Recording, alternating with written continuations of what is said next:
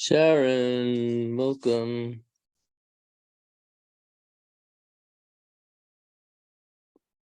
Hello, Sharon. Sharon Peters. Hello, Sharon. Hi. Did you get a phone call today? From who? Morgenstein's? Yeah, I know. Funeral's Sunday at 1. Sunday at 1? Yeah, they couldn't do it first or on Friday. Then they said they could squeeze it in, but the Morgensteins already said Sunday's fine. So It's just 19 days. I know. So sad. When Pam called me, she was crying this morning. Oh my God. She texted me as soon as it happened. Yeah, the only good thing about it is that I could get it in before I go to Israel. I would feel bad having to give it over to someone else. Oh, it would be awful. I was thinking about that. Yeah, I know. It worked out, so I can do it. I'm going to Israel on Monday. So When do you leave on Monday in the afternoon? midnight. When we conclude Talmud today, Yeah. I have my siddur out, and I'd like to say the traveler's prayer for you. Oh, thank you. Okay, yeah, I have everything here because I just set up Yizkor Thursday with Beth Jacob. We just went over with their ritual director and Rav Julius. I'm going to attend by Zoom. Okay, you can. Zoom is fine. Yeah. Only I would come in person, but I have a Zoom right before that. I won't do an appointment. No, that's fine. I think it's fine. Okay. I hope you liking the video on my new phone. The other one was getting blurry and all types of problems. Way better. This iPhone 14, I really needed it. I know I have to trade it in and pay, but I really needed a good video, and the videos are so crystal clear. The other ones, I couldn't even take a video. It was making there's no comparison. Yeah. No comparison. No, it looks terrific. And when I get to Israel, I need something that I can take videos with. And did you already put your foreign?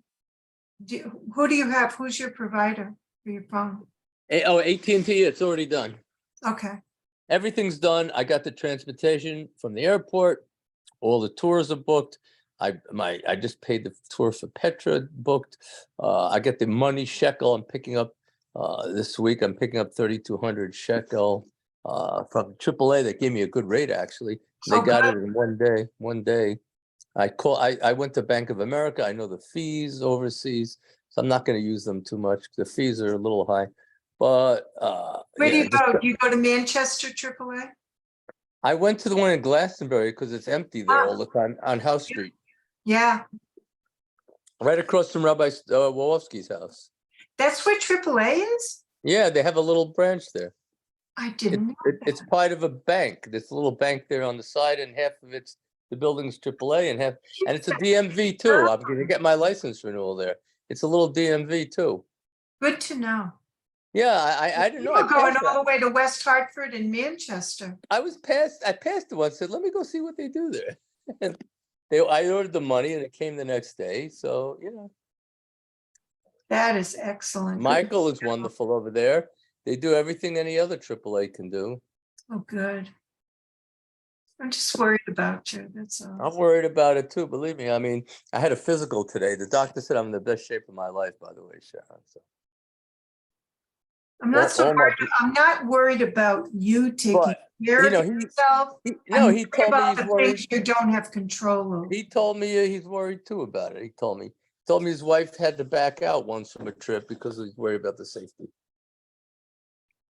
He's a devout Catholic, but I know him for 29 years. Dr. Laporte, if you don't know him.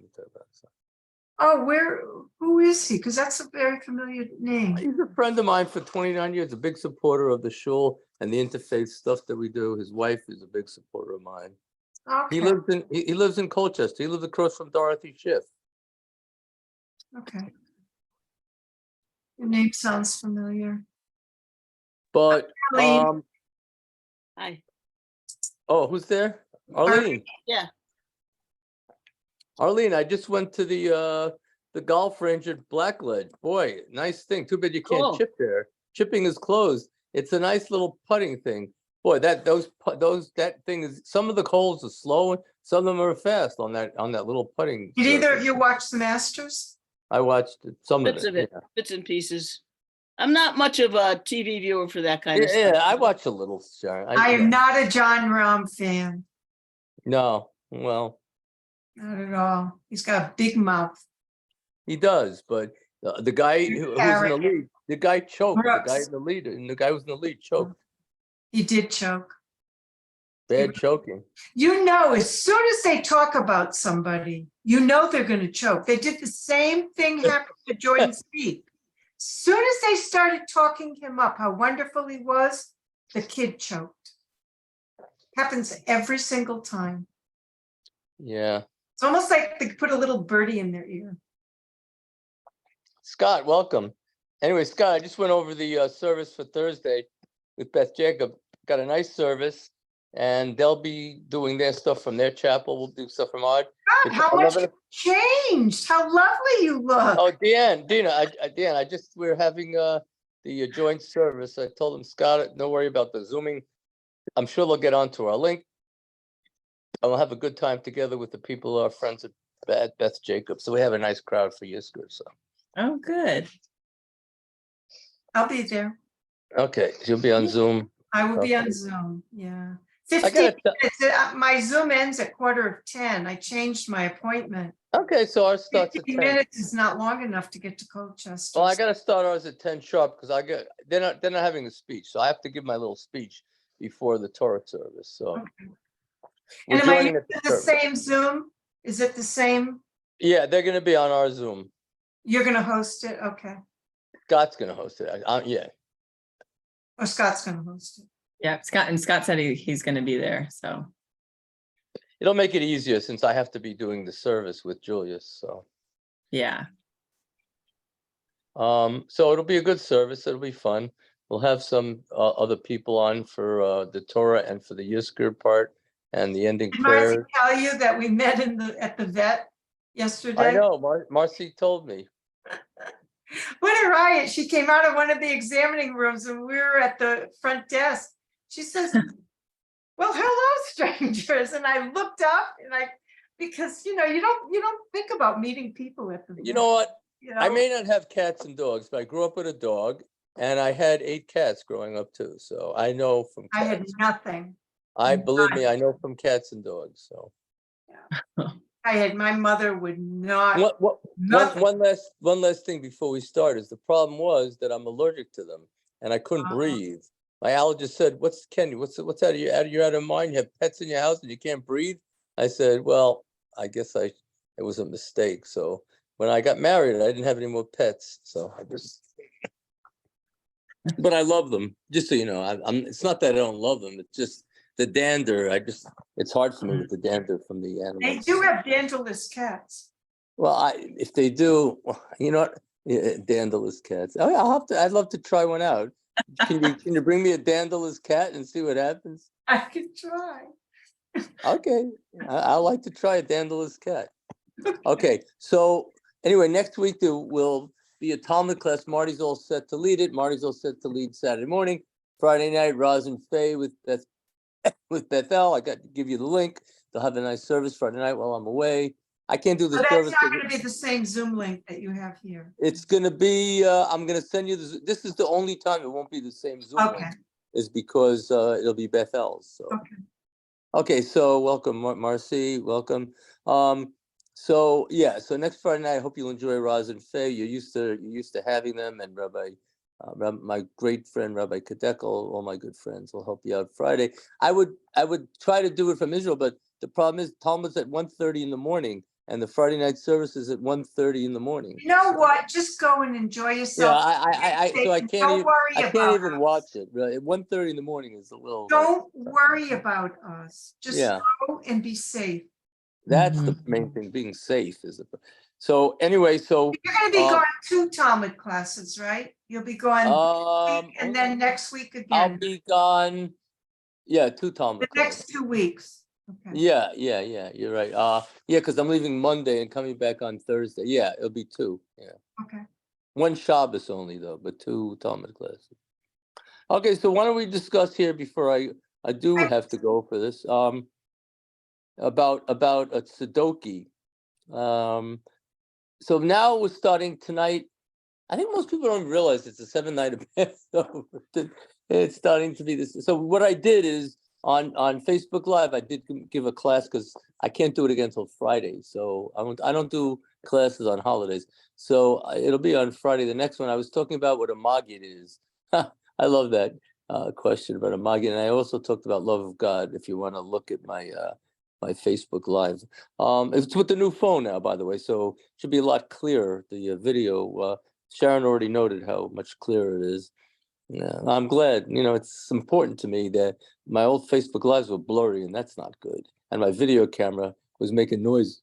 I couldn't even take a video. So, and in Israel, I want to take videos with my phone when I can't use the other equipment. I just want to just do a quick one with my phone. I can do it now. So it's Sudoku. What page are we on, Rabbi? Sorry. 157. 157. Thank you. A Sudoku said to Rabbi Abahu, it's written in Tehillim 3:1, which is Tehillim is, by the way, it's always Psalms, a song by David as he fled from Avshalom, his son. In the chapter, David prays for deliverance from his rebellious son. By the way, my rabbi, I study this on Sunday nights, so that it's always good studying this stuff with him about David and Saul. To me, it's really an odd thing. Saul wanted to kill David, his son-in-law, and now Absalom, David's son, wants to kill him. Let me ask you guys one thing. Sharon, why did David have to live a life where his son wanted to kill him and his father? Can you imagine a life if Tom's Tom's father was trying to kill you, and also your Well, in some son of yours was respects, trying to he kill you? did. He tried to kill Well, the religion. Well, You knew him. yeah. It was no prize. But can you imagine? I mean, Arlene, why do you think David had such service in life? Why would he have to deal with all these people that want to kill him, guys? It's sort of I don't know why, but it's surprising to me that there are a number of stories about people wanting to kill other people in the biblical ages. It just surprises me. I don't.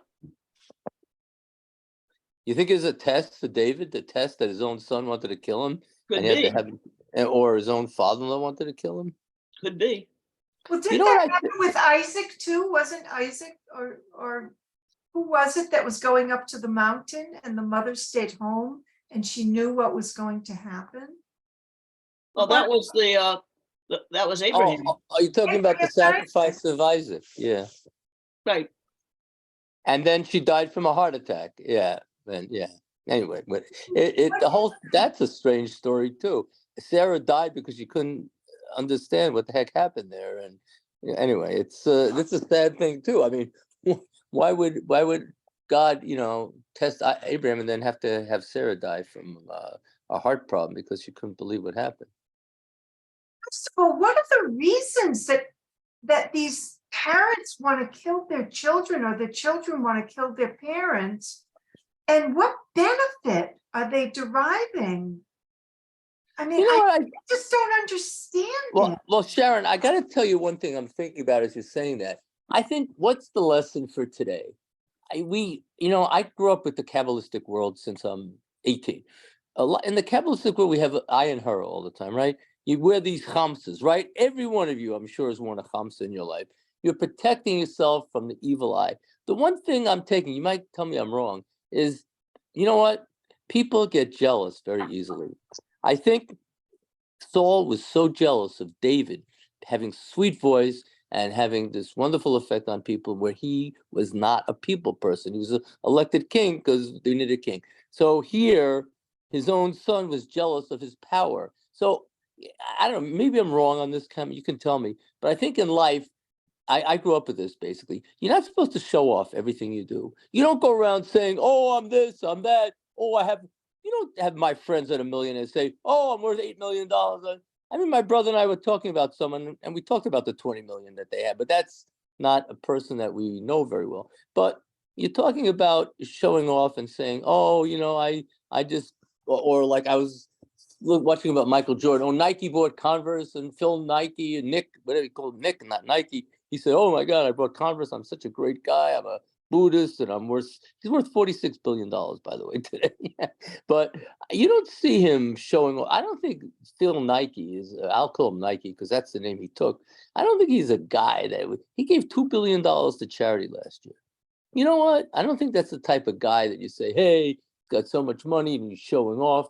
If you have that money, you got to give some to charity. I really respect that when I read about that last year. But what do you think, Arlene? Are people jealous? You think people are jealous of David? Was like a once in a generation type of singer and a harp player and a person that was loved by people. Saul was not. I don't.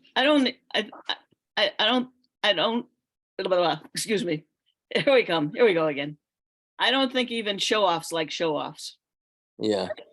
But I had nothing to show off as a youngster. But I think we're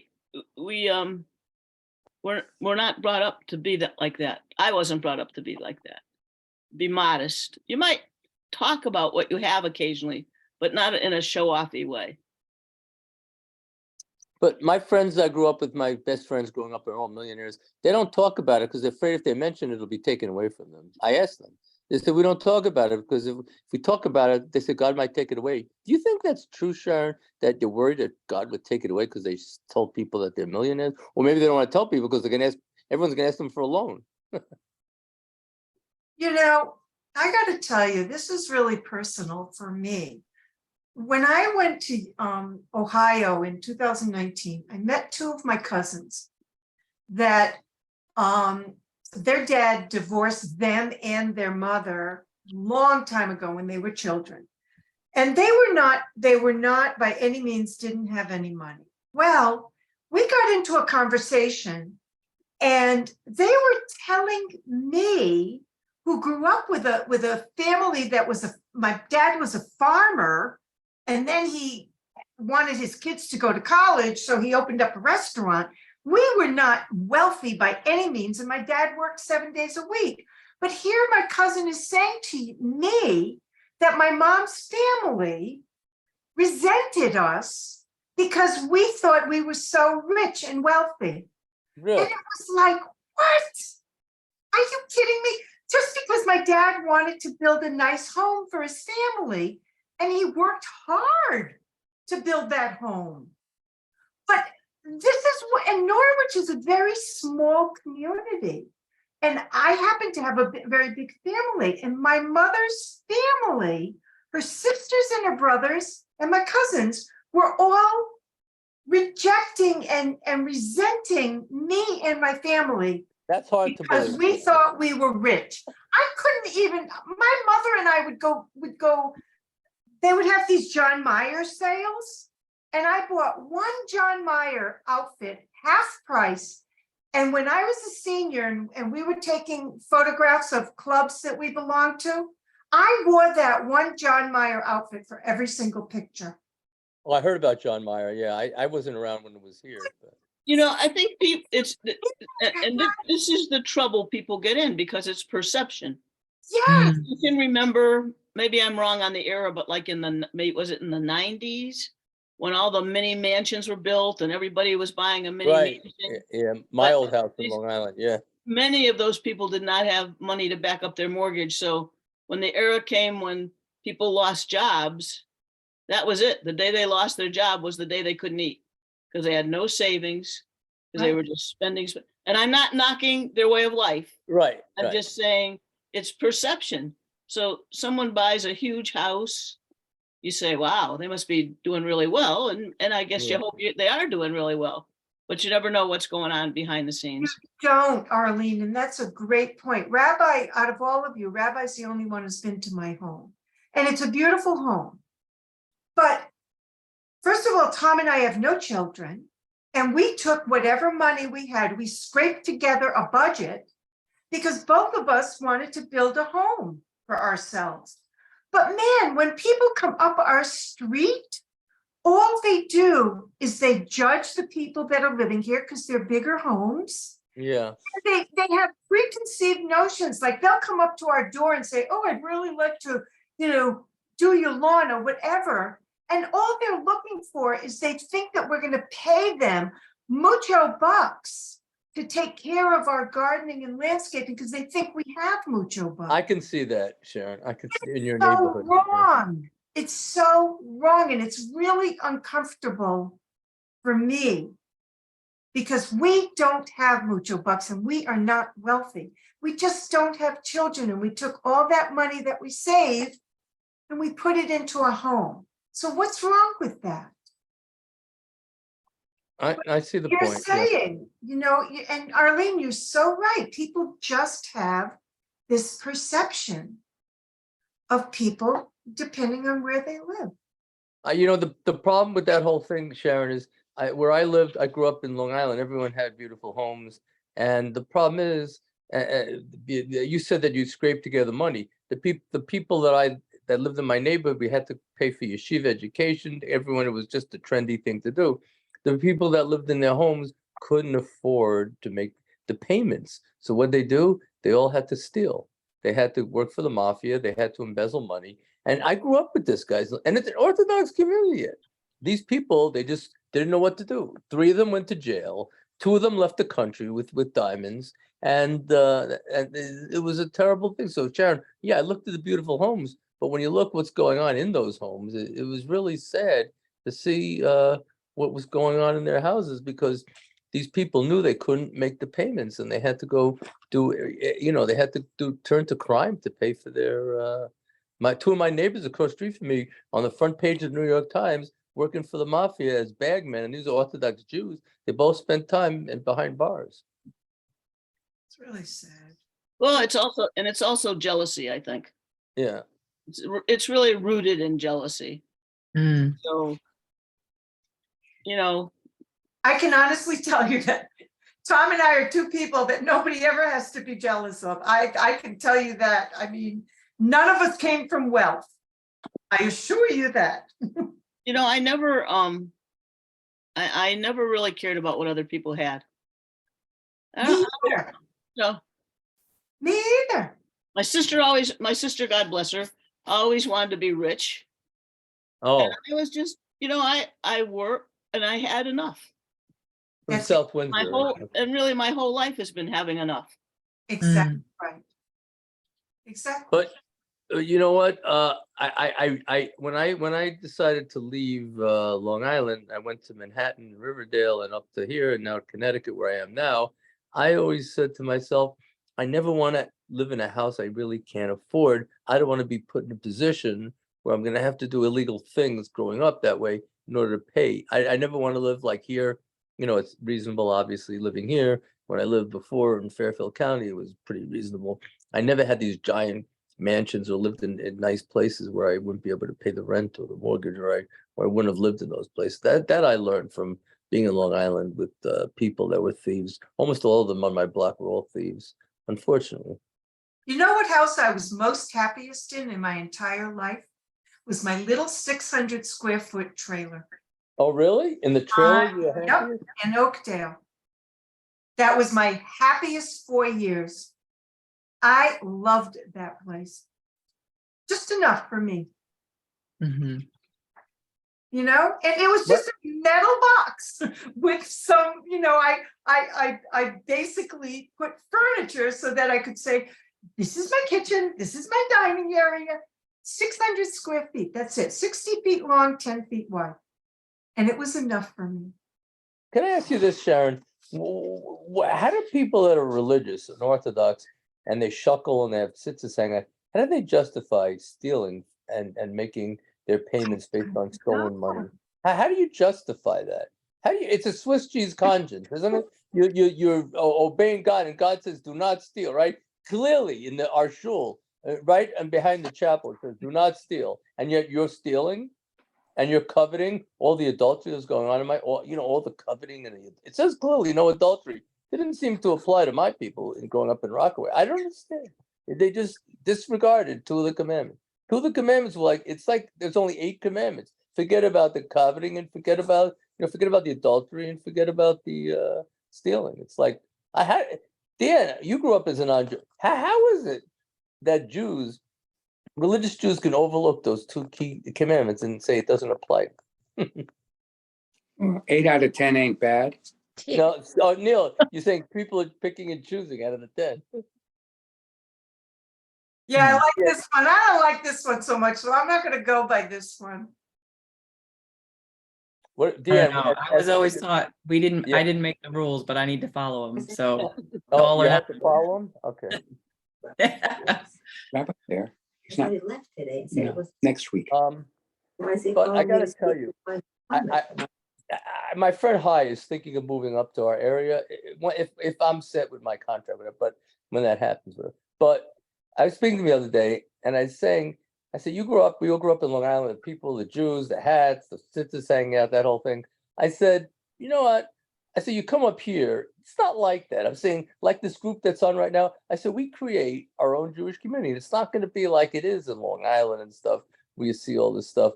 But I said, when I was in Brookline at Massachusetts by my old school, Hebrew College, on Sunday, walking around there, yeah, it's a Jewish neighborhood, all the kosher restaurants that were closed, obviously, on Passover, the Jewish bookshops, the people walking around with the tzitzis, hanging out in the streimels and the hats. I say that's nice, but what do you guys feel, Neil, about being in this community where the Jewish community is not like that? We don't wear our religion on our clothing, but we have good souls and we study together rather than just have to show it off to everyone how religious we are.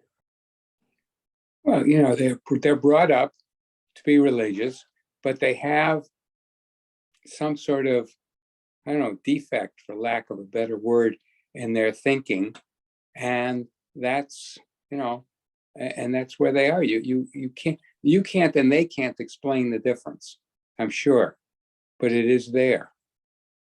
So I don't know. I can't get past that. But do you think in order to keep ourselves in line, guys, do we have to live in like an Orthodox shtetl? Would you guys feel comfortable? None of us here, I think, grew up in an Orthodox, except for me, right? None of us here grew up in that type of Well, I grew environment. up close to that. Well, a little bit closer to it, yeah. So what was it No, like I there think- like that, Sharon? One last thing. What was it like there growing up in almost like that, like in the Beth Jacob area? I mean, the Brothers You of Joseph. asking the Sharon of today or the Sharon of 30, 40, 50, 60 years ago? 'Cause No, the I- Sharon of 40, 50 years ago. I will have two different answers. Yeah, okay, give me both. The Sharon of being a child and a teenager, that's all I knew. All my friends were Jewish. All my parents' friends were Jewish. I went to Brothers of Joseph. I sat with the females in my family. My brothers sat with the males in the family. And that's all I knew. I didn't know anything different until I went to college. That's when when I became 16, I started dating a non-Jewish boy.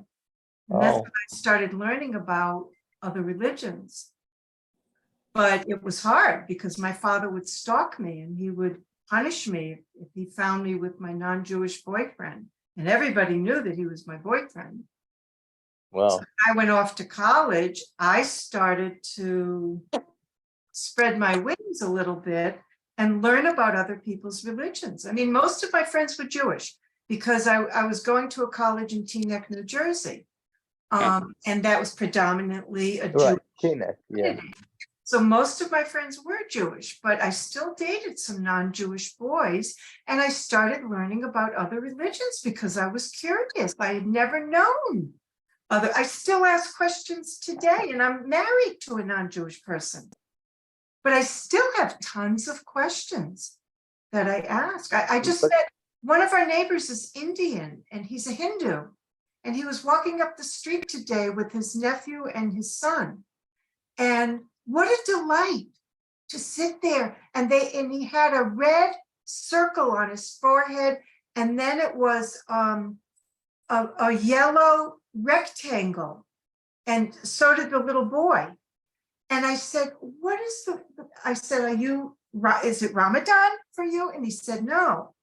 But he said that when they do morning prayers, the dot is God.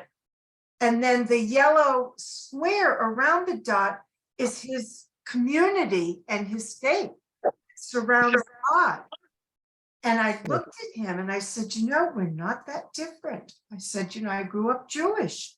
You know, we go by the Hebrew calendar, they go by the Indian calendar, which is very similar. Their holidays are the same time of year, but different dates, just like ours are. And I tell you, I went Sunday to see one of my friends who's a harmonium player and a chanter, and I didn't know there was going to be a service associated. There's a holiday. They have a Sikh holiday on Friday, but they did it early. I was at an ashram in Millis, Massachusetts, and so I posted some of the pictures on Facebook. So there's 3 leaders of that congregation. I asked them, they're all Jewish. I talked to them all about their bar mitzvahs. They all had bar mitzvahs and they become leaders in the Sikh community. So I was watching the service and I went over to this guy named Zoit. And I said to him, is this deliberate? I said, you had like a Mishabera prayer. They didn't do it like, we do it. And I said they had a Kaddish prayer for those who were gone. And they read from the Torah. They read it was all in Gumaruki language, their language. And I said to him, I said, you know what? Isn't it similar to a service like we do? So you know what he said to me? He says, I never realized that. I said, you're doing similar stuff. It's like, you're just doing it in a different language, in a different way. But I'm saying you took the elements of our Sabbath service and you incorporate it into a Sikh service. It's Anyway, amazing how similar we are to other religions. No, so this is one thing I want to end with this class. So people were asking me on Facebook and friends of mine. So they asked me, they said, what's the matter with these people? How can you have 3 leaders of the Sikh community all being bar mitzvahed around the surrounding areas of Millis and the Boston suburbs? He said, how can this be? So I asked all of them. They told me the same thing. They said after bar mitzvah, they had no education. They were thrown out to do whatever they wanted, and they wanted to start the spirituality. And the parents didn't guide them in a spiritual Jewish path. So they happened to, all 3 of them in different parts of the world, they all happened to come upon Sikh people that that chanted and played beautiful stuff and created a community. And they said they felt comfortable in this community where people did outreach to them. Sounds like Chabad, right? In a way, people did outreach and they all sort of embraced it, and they said they would never ever go back to Judaism. What do you think of that? That's what they said. They just never had, after bar mitzvah, there was no connection to any spiritual practice. Parents didn't go to synagogue, so they were looking for something else. All 3 of them. Wow. Yeah, wow. Is You that have what to we find do? a place you're comfortable. Factory, the bar mitzvah factory. After that, everyone's on their own, right? So You have to find a place you're comfortable, or you can't become part of that community. Where you Yeah. fit in or seem to fit Right. in. Right. That happened at Bethel here in Mansfield. As soon as the kids, we had a full Hebrew school. As soon as they were bar and bat mitzvah, the families were gone. They were really, done. yeah. Kids were done. Yeah. I mean, my bat mitzvah, I went into spirituality and Judaism. But of But course, that was a lot older. one question I have before I leave you guys with this topic.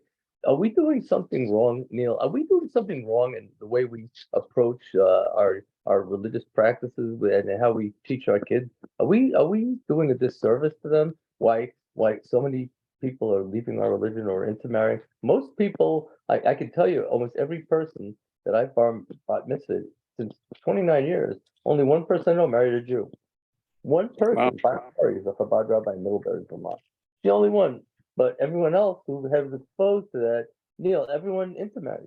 Not one of them married a Jew. I've tracked 35 people. That's all I can track. But not one of them married a Jew. Are we doing something wrong? Or you have one parent who's not Jewish, so what, you take the easy way out because you're having fun holidays more and you want to find that with a spouse, Neil? What is it as an engineer? What do you think? Are we doing some engineering wrong way of our religion?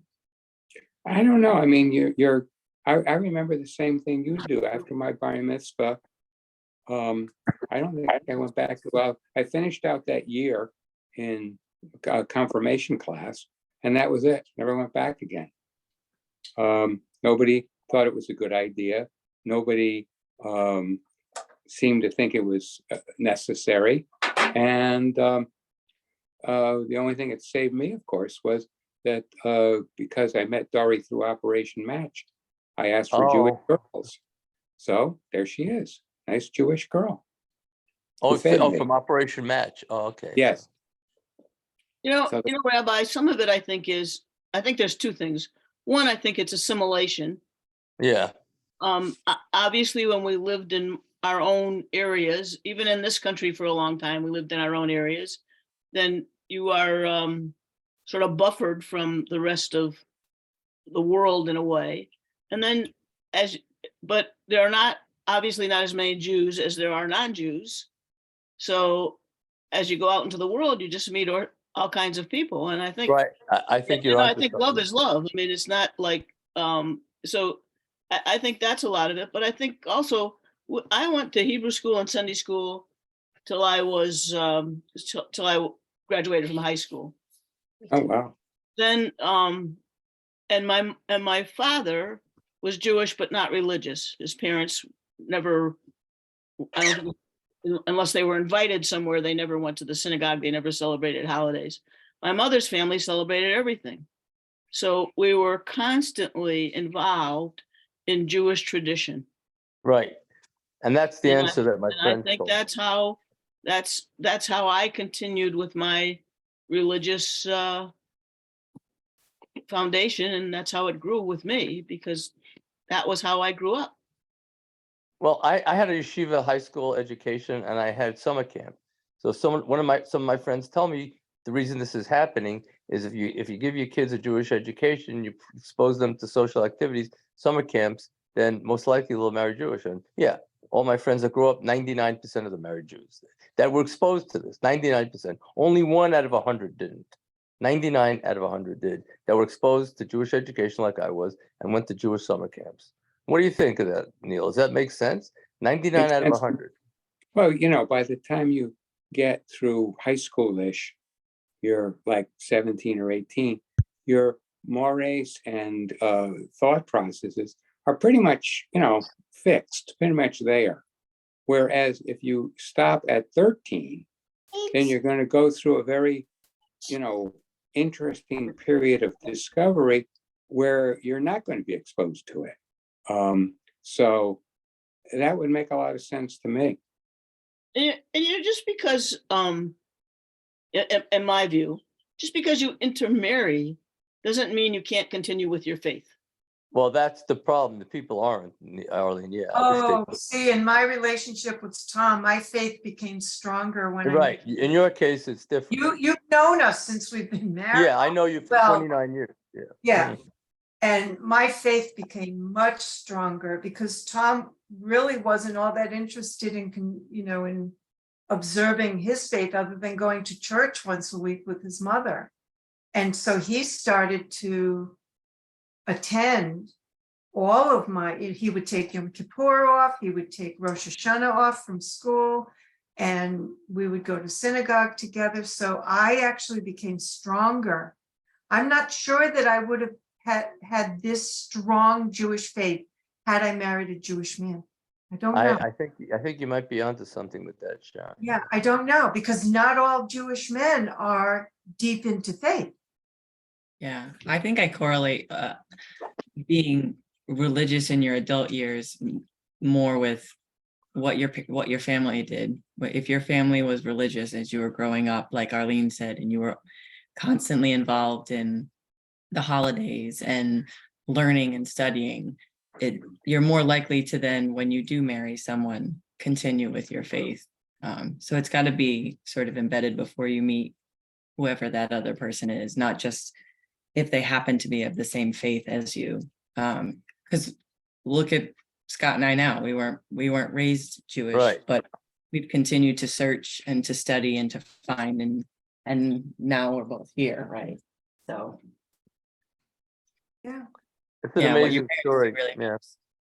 You have an amazing story, Dina, because I converted a number of people in this community, many when I first started, and they it fizzled out for them. A lot of them it just petered out. They just got burnt out. The fact that they were Jewish, and after a few unfortunate incidents, they were very sensitive to things, and they just wanted to be Jewish. They like you guys, but then after like a year or two, they just decided, hey, including one of our presidents, past presidents of the synagogue, who was a convert. She just said it wasn't for her. She went back to a different religion. But it's sad that people do. I hope it never happens to you and Scott. But I think you have a strong enough faith. Whereas a lot of these people, they just thought it'd be a good idea to be Jewish, and then they said, well, maybe it wasn't such a good idea after all. And I kept telling them, you have to, if you convert, you're gonna have to be part of our synagogue and part of our daily life, and that's what you have to do. And they all agreed, but they all broke the agreement. All of them broke the agreement. You have to really want it. And I think Scott and Deanne Yeah. really want, it's a very ingrained belief in themselves and the journey that they want. At least this is my observation of your family. And I think that, you know, a lot of times people will convert because their spouse is Jewish. And they Right. In a lot of convert cases. because that's the they case, want, yeah. because Right. the parents want them Right. to convert to Judaism. That's not a good enough reason. It's just not. You know, If you you look at, really have to want it. I almost went to the Baha'i faith when I was in my 20s. I can see that. My next door neighbor was a Baha'i, and I went to one of their deepening meetings, and I thought, this is beautiful because it encompasses all religions. Right. They will accept anybody. And at that time, Judaism was really kind of on the fence for me, but I never did it. And I just can't even imagine me in a different religion. I don't even have a visual of what it would be like to be in. But I got to tell you, Sharon, when you're talking about you and Tom, I think it's a great relationship because I know you so long, and Tom was in my first Hebrew class in 1995. But I'm just saying that a lot of the people, I don't know why it happens, but a lot of the people that wanted to convert so badly, and ones who wanted to do it for marriage, but the ones even in our synagogue today that have done it for conversion for sake of marriage, a lot of them, they don't practice. I was speaking to one this week. They say they love the weekly email that Scott and I put together, but other than that, they have no interest in going to any service or anything like that. And they give all types of excuses. You know, they don't feel as connected as we all feel they should. But I don't know what it is, Sharon. These people, you know, they want to be Jewish and they study all the things. And I study with them like I study with Dean and Scott, all this stuff. They have the knowledge, and then they just say, oh, I did it. And now it's done, but now I don't have to do anything about it the rest of the time. They Like I made said, objective, it's all what you're comfortable with. Yeah, Neil? they made their objective and they became Jewish, and that was Yeah. the end. And that was as far as they thought about it. Yeah. Actually, one of the people went back to becoming a Wiccan. I didn't convert this person, but and then she left her husband. But you know, that was sad to me. But you know, it's just, and I'm looking at a few people they're getting divorced now in our area. A lot of them also decided they're gonna decide to raise a Jewish family, possibly, but it didn't work out in the end. So, and then all it did was confuse people, and they end up getting divorced. So. But anyway, I wish I had a solution, guys, to it. But I when I pointed out to my friend Hai that this is like our little Jewish group. We'll start Talmud in a minute, but this, you know, this is our little group. I mean, this is. Do you have a problem with it, anyone? That this is like our Jewish group, rather than having sitting together and dancing in the halls of the shul and wearing our faith on our sleeve. Do you have a problem that we do it sort of this way, like on Zoom? Arlene, is it something that we really shouldn't be happy about? The fact that we're doing it like in secret, sort of like this? Well, I don't think it's secret. I No, think I'm just using that. the issue comes when we've been together a while. Occasionally we get someone new in the group, occasionally someone leaves. But I think, again, it's what we talked about at the beginning of this class, sort of perception, and people, I think, might be hesitant to join because they think we're a clique.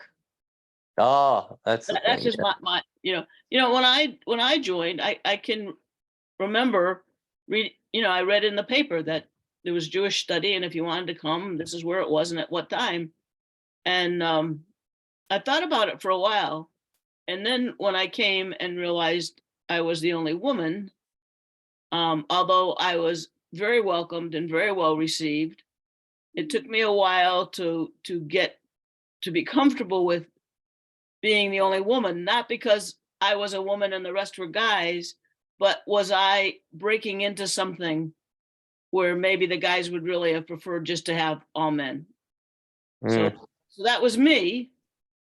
Certainly wasn't that way. So I can see where people, they're hesitant.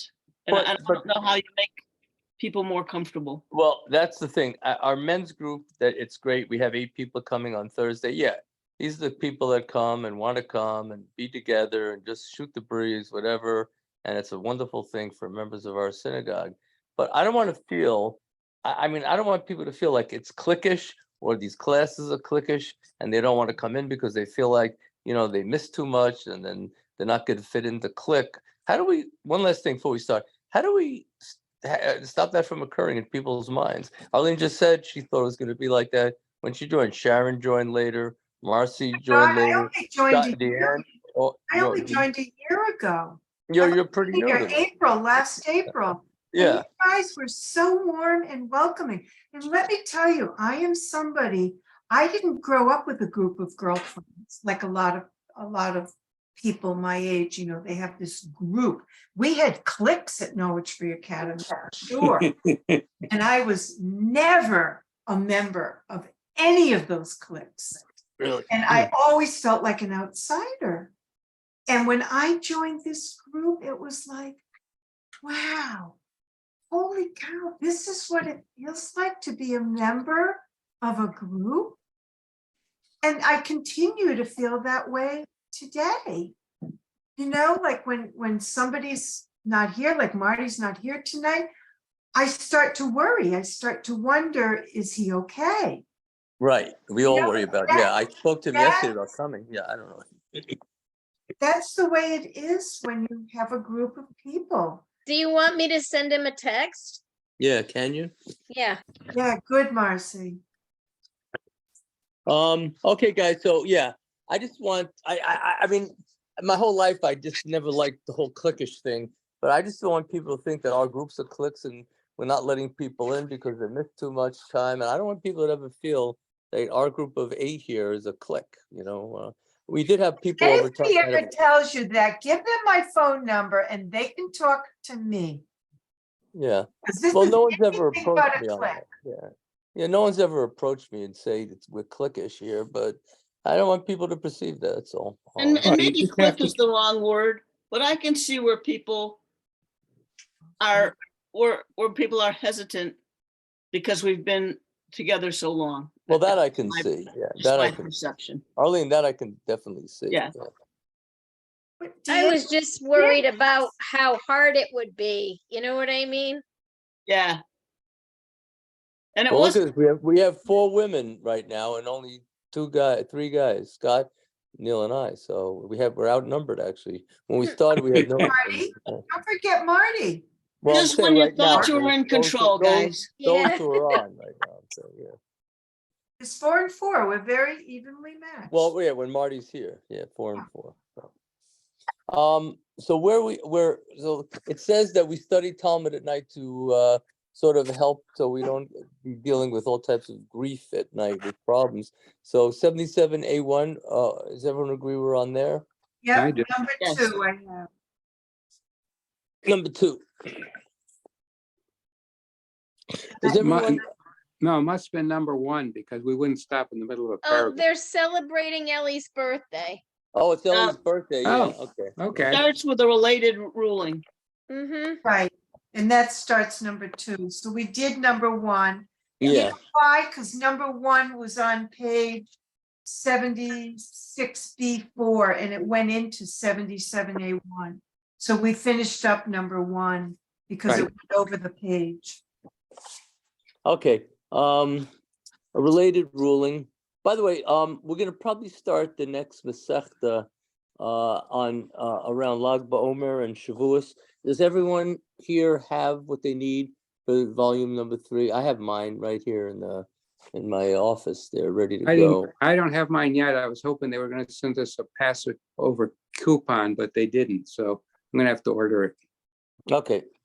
I have mine I got a discount on mine, so I have mine ready to roll when we're ready. Okay, so Rava says this: Hi man de oger agore ledalva.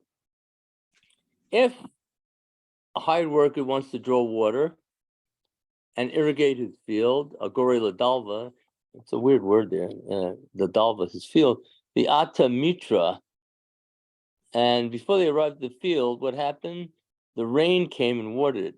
Peseda de foalim. So to say that the fact that the work is lost, the employer need not pay anything, that the field no longer requires irrigation. So if it doesn't require it, it's the work is lost, and the employer needs not pay anything, it's saying here. Why is that? Number two, Neil, are you the leadoff guy again? They seem to be. Mhm. Tosafos offers two explanations for this. The first, that Rava discusses a situation where the workers inspected the field on the previous evening. Since they saw the field, they were aware that rain could water enough to make irrigation unnecessary. Hence, the employer bears no liability for the lost time if it indeed rains. See all those notes. The second is that Rava discusses a situation where the workers did not inspect the field on the previous evening. Nevertheless, Rava maintains that the workers should have realized on their own that a good rain will make irrigation unnecessary. But this is generally true for all fields. Yeah. Thus, the employer did not bear any special responsibility to tell them about the possibility of rain, and is not liable for their loss of work. Although rain usually makes the irrigation unnecessary for most fields, rain does not usually make land unsuitable for digging. Therefore, when the workers were hired to dig ditches, as in the case of the Gemara discussed previously, they would only forfeit their salary if they inspected the field the night before and were given a chance to consider the effect of rain on this particular field. For further discussion of related points, see Haggadah's Ashri and Rambam. It's interesting that they put the burden on the worker and not the employer in this case. No, first of all, it's an act of God. Nobody could Right, predict an act it. of God, exactly. And but then again, if you know anything about weather, and everybody does, you know that rain is always a possibility. Right. But the burden lies with I'm sorry, I didn't mean to interrupt you, Neil. No, I'm done. Go. But the burden seems to lie with the employees to make that decision, where you would think the employer would make that decision. No, the employer must. He's got to decide whether it rained or not. Enough. Well, that's not how I read it here, but I don't think I read anything about that. I would just think that when the since he workers is were in hired charge. to dig ditches, they would only forfeit their salary if they inspected the field the night before, and were given a chance to consider the effects of the rain. Well, but they know rain is possible. We assume Yes. that Right. that people they have not come out of an eggshell here, or just hatched the day before. They know about rain. Assumedly, the people hired are people who have done this sort of thing. So they must know something about rain. You can assume that. Right. And the employer has no control over this. So it just happens out that way. So I agree with who is it, Tosafos or Rava? You agree Anyway, with that it? was two. Okay, so you agree with it, okay. But Ata Nahara, Nahar is a river. So what happens? If, however, the river swelled and filled the irrigation canals, then what happens? Theta, Devala, Bayit, then the fact that the field no longer requires irrigation is the employer's loss. He must pay each worker for that day as one would pay an idle worker. Number 3, the employer was presumably aware that the river sometimes flowed through the ditches into his field, whereas the workers could not have been expected to know this, different from rain. He therefore had the responsibility to inform the workers of this possibility, and if he did not do so, he remains liable for their wages. presumably this holds true even when the workers saw the field on the day before, for a casual inspection of the field would not have revealed whether the river sometimes flowed into the ditches. Okay. It sounds like this is Yeah, pure Sharon. conjecture. You know, maybe it's gonna rain, maybe it won't rain, maybe the river will flow, maybe the river won't flow. I mean, you can predict whatever you want, but I think it needs to be said ahead of time, employer to employee, look, this is the deal. If it rains and the ditches are full, Yeah, we don't need your services. And if the river swells because of the rain and floods the fields, we're not going to need your services. I think that needs to be determined ahead of time, almost like a contract. It Rather says than, that. well, it might rain, it might not rain. The rivers might flow, the rivers might not flow. That's what, it's not so wishy-washy. That's how I feel. And I could be wrong. It's just I have a little different opinion. But I think about when it snows, yeah. we don't have the students make a decision as to whether they want to go to school or not. The school system makes that decision.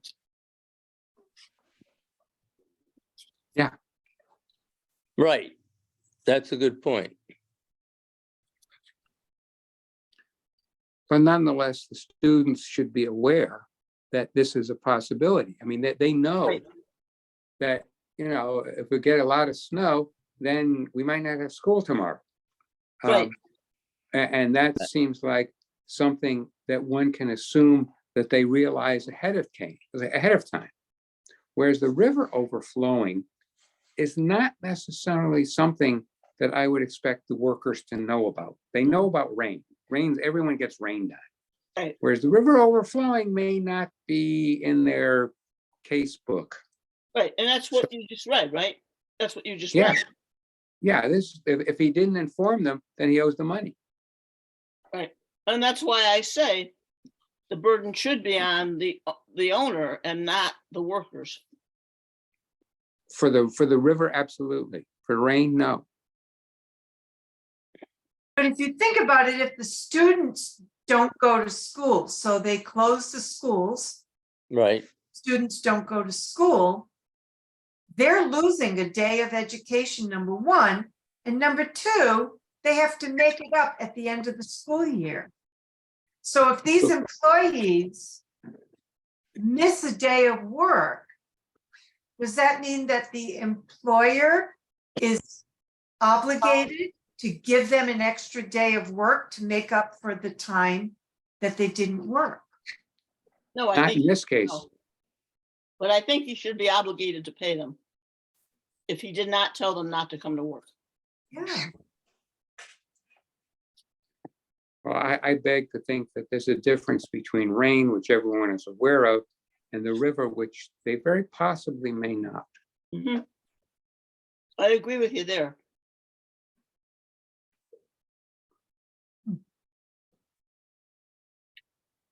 That was 3. Okay. Continuing on. Another ruling of Rava, further ruling.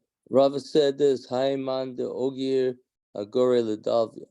If someone hired a worker to draw water to irrigate the field, Sak Nahara Befalga de Yoma. The river from which the workers were drawing water stopped flowing at midday. What's midday for? When enough farmers siphon water from a given river into their fields, the water level in the river becomes quite low, and the river's flow downstream becomes disrupted. Usually such a disruption would occur around midday, but this is when most people water their crops, and the outflow from the river is greatest at this time. Now that's interesting. Yeah, that gets into several other possible considerations for riparian rights and so on. You cannot siphon so much from a river. I don't know about then, but I know that those rules exist now, that you cannot siphon so much water from the river that the next person downstream doesn't get any. Right. Right. Especially if you're upstream from them, Yeah, that's exactly. because you'd be siphoning out the water that would normally go downstream. And if you siphon it too much and it becomes too low, Yep. then your downstream could dry up. Yes. Absolutely true. All right, that was 4. That was 4. Making it impossible to continue the job, the law is followed. Elo avik tefasik. If the river doesn't usually stop flowing, psida defalim. Then the fact that it dried up this particular time is the work is lost. Number 5. Since the employer had no reason to suspect that the river might dry up, he cannot be faulted for failing to mention this possibility to the workers. The workers thus have no claim against him for their lost time. The law, therefore, is that the workers receive normal wages for whatever work they did perform, and they are not compensated at all for the time they remain inactive. That was 5. Yeah. Avid pasik. If on the other hand the river does usually stop flowing, then we must consider additional factor. E b'nei mata. If the workers or residents of the particular town stop, they could be expected to know that the river sometimes stops flowing. Say the defalim, therefore it's the workers' loss. 6. Okay. When they are residents of this town, the workers are just as cognizant as the employer that the river might dry up. Thus, the employer had no special responsibility to mention this possibility, and the workers have no claim against him. You know, there's another possibility, and What's that? I was gonna look to see if they go over this. You know, just like today with climate change, riverbeds are drying up, but not because people are siphoning water out of it, but because the earth is heating up and it's causing riverbeds. I mean, the Colorado River is down, Lake Mead is down, Lake True. Powell is down, hundreds of feet. So I'm not seeing here where they're making they're talking about the riverbed drying up, but they're talking about the riverbed drying up due to siphoning. And maybe it'll come up later that the riverbed could just dry up on its own as something that is natural. I'm willing to wait, but it doesn't look like they're going to go into that. And that would be nobody's fault. That would just be nature. But they But don't think about that. we're not talking fault so much as knowledge. Did the workers have knowledge that it could rain or that the river could dry up? That's, I think, what we're working on is what knowledge may we expect or assume them to have? But they're talking about the river drying up due to human intervention. Yeah, They're that's not talking about the river drying up to natural causes. right. Yes. But I think you're right, Neil. Knowledge is the key thing, and I think I don't know if it uses the word, but it says as much, maybe in our last week's reading. I mean, that's why they go to check the field, because they're supposed to have some knowledge of what will happen to the field. If they don't know there's a river running through it and they don't have that knowledge, that's a different story. Yeah.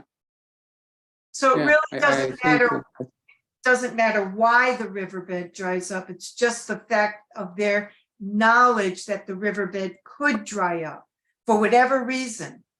Is that what you're saying? Or I Yeah. think in this case, it's the reverse. Will the riverbed run? Will or will not the riverbed run through the field after it rains or during the rain? But when they look at the field just as the field, unless they can see a river within their eyesight, or unless the employer tells them that, they probably have no idea that there's a river there and what conditions make the river run over into the field. Yeah. Can we expect them to know this, or can we not expect them Right. to know? I wouldn't, I wouldn't expect them to know it unless they had worked that field before. Then they might have some knowledge. Or lived in the area. Right, right.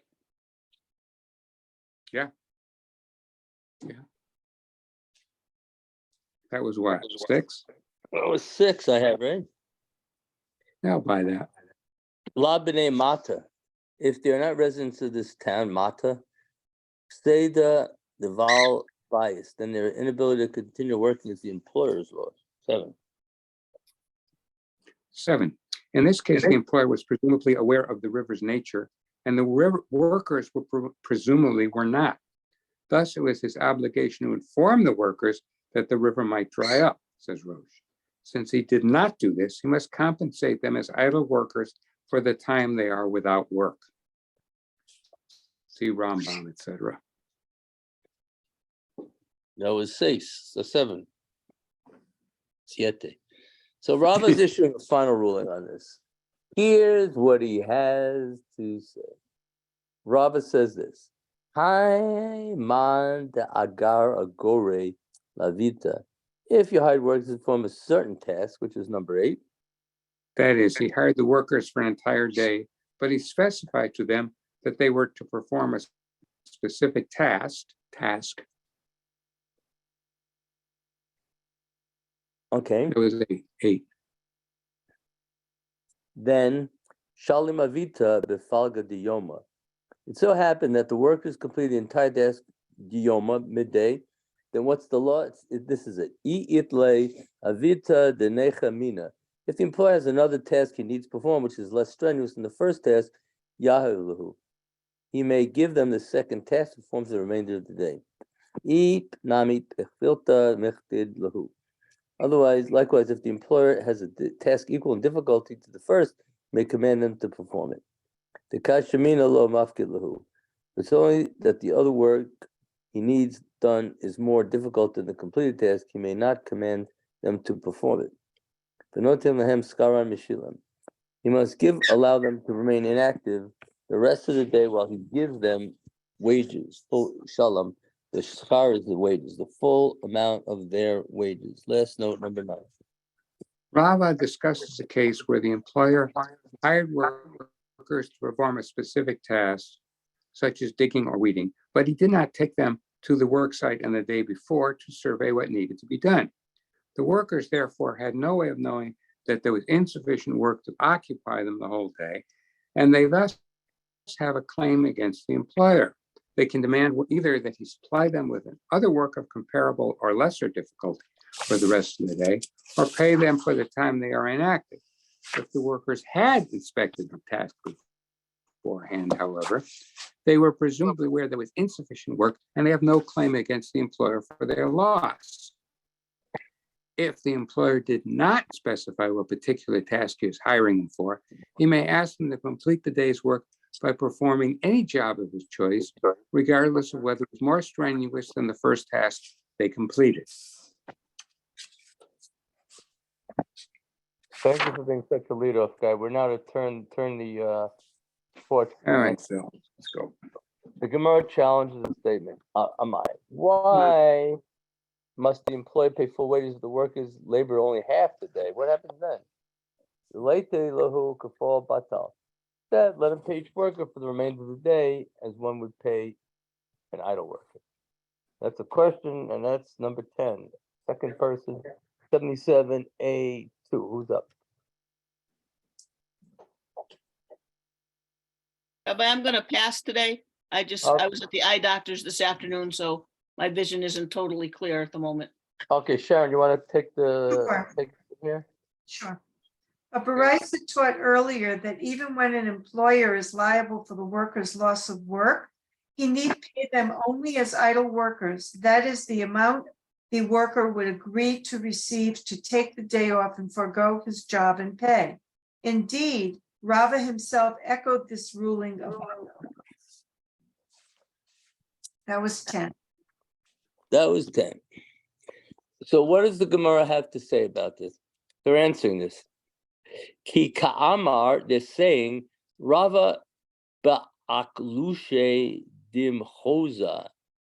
They're talking about porters in the city of Machoza, the Di'ilo Avdei Chelshe, who are people that became chalash in modern Hebrew, became weak if they didn't work. 11, Sharon. The porters of Machusa, Rava's own town, were accustomed to carrying heavy loads constantly. By sitting inactive, they weakened themselves, and therefore a day off is of no benefit to them. Thus, their employer must pay them full compensation for the portion of the day they are without work. The only reason an employer generally pays less than this is because the average worker would have accepted a reduction in his wages to remain inactive. These workers, however, would never have accepted such a reduction, for they prefer to work rather than stand idle. Although Rava was referring to the workers of his own particular town, his ruling holds true for all workers who perform heavy labor. See Rambam Hills Sechiras 9 verse 7. Okay, that was 11. So, moving on. Since the workers, they're not benefiting, right, from sitting idle, they don't want to sit idle, they are entitled to full wages. Otherwise, workers would need to be compensated for the remainder of the day only as idle workers. So what happens? The Gemara has analysis for the Brisa earlier. Amar Mar, concerning the craftsmen who refuse to complete their assigned jobs, the master, who is what? The author of this Brisa. He says, so what? Shamin lahem et meit ma shasu. We value for them the worth of the labor they already performed. Kate said, how is it done? Haya yafe shisha dinarim. The price of labor is written, and in current prices, the labor that was performed has a value of 6 dinars, and the Lahem Sela. The employer gives them 1 selah, which is 4 dinars. Number The 12. Brisa deals with a case where the craftsman agreed to perform the job for 2 sala'im, 8 dinars, and they reneged after completing half the job. By the time the workers reneged, however, the price of labor had risen, such that it would cost the employer 6 dinars rather than 4 to complete the other half of the job by hiring other workers. The Tana Kama states, though, that the employer cannot withhold any of the first worker's wages to compensate for his increased costs. So, to conclude this statement, the Gemara is going to comment. Ka Savre Rabbanan Yad Poel Al Yona. We see that the rabbis, the Tanakhama, hold that the worker has the upper hand. El Yona is upper, despite the fact that the worker reneged, the compensation received, the work he performed remains undiminished. 13. See previous note. The expression "the worker has the upper hand" does not mean that the worker's claim for wages is somehow improved by his decision to renege. It simply means that he is not penalized for reneging. Tosafos Si Maharam Shif. The Tana Kama's position that the worker is not penalized for withdrawing is based on the general notion that a worker has the legal right to withdraw from his employer's service in the middle of the working day. See Rashi. The reason Rav Dosa disputes the Tana Kama is explained by the Gemara below.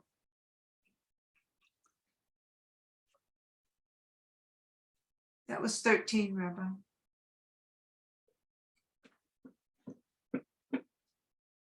Rabbi?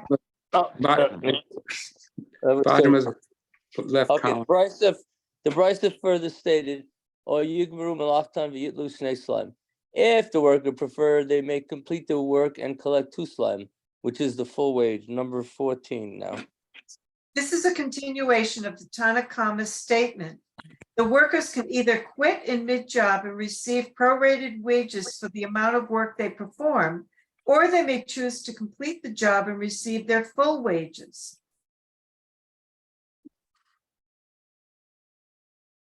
Gemara is asking now, Pshita, Pasha, it's obvious. Workers completed the work, they receive full wages.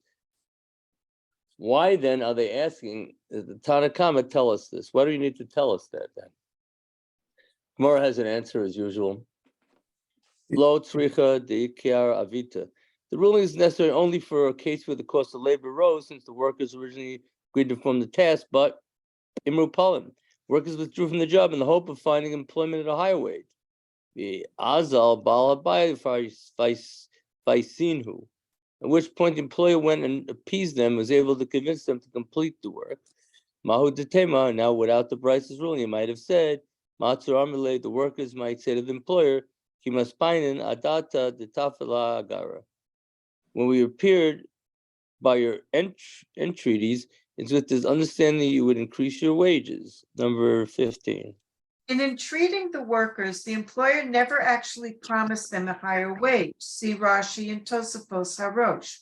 Nevertheless, since the Tanna Kama rules that the workers have a strong hand in other wage concerns, see above note 12, it might have been thought that the workers are given the benefit of the doubt here as well, according to Rashi.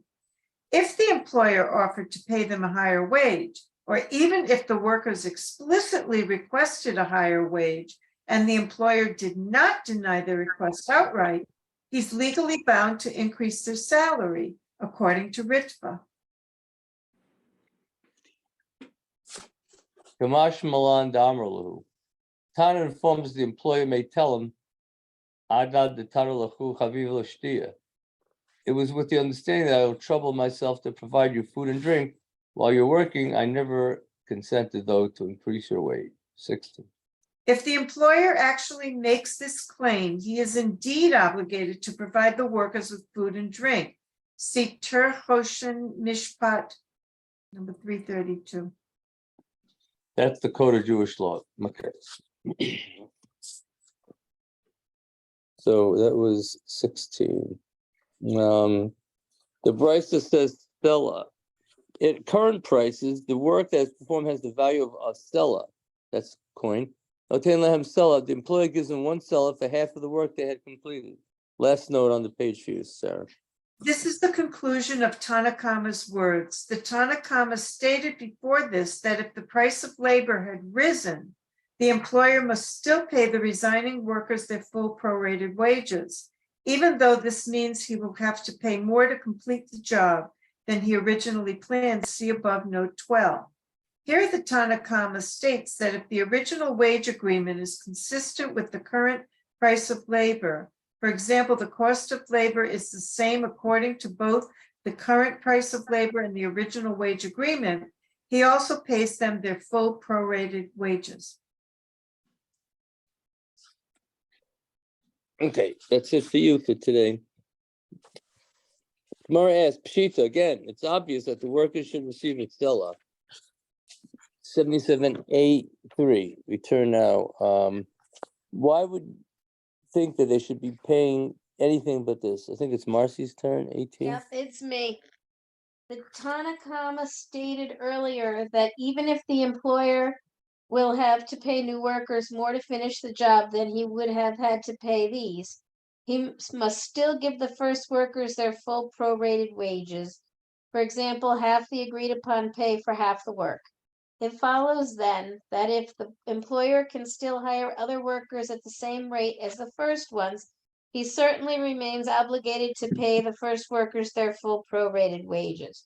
Why then does the Tanakh bother informing us of this law? See Rashi. Hey, Sharon, I wish you were out on a night like this in your lake place today. Oh, I was thinking about it. Don't think I wasn't thinking about it, except there's no bathroom. Oh, that's a problem. That Makes is it a little, I mean, problem. there's a whole lake there, but I was Oh. thinking about it. No, it just so happens it was just an extraordinary day. It's just, I can't believe it's my brother in Florida. I spoke to him. It was the same time. Here's what's the beauty of where we are. My brother's at a hotel. He saw Donald Trump. Can you imagine Donald Trump came over to his table? He's at his hotel there in Florida for the holiday Passover. He said the temperature is the same as it is by us. But here's the problem. All week long, Sunday, Monday, Tuesday, Wednesday, Thursday, Friday, rain every day. Oh, geez. Ooh. So the temperature might be the same as here, Unfortunately, no one's going outside at that hotel. Mm-mm. So what Yeah.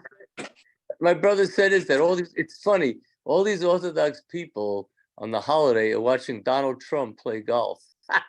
They're walking along the golf course to watch Donald Trump play golf. Unbelievable. Only my brother and his family. Unbelievable. The Gemara answers. Lo tzricha dezal avita me'akara.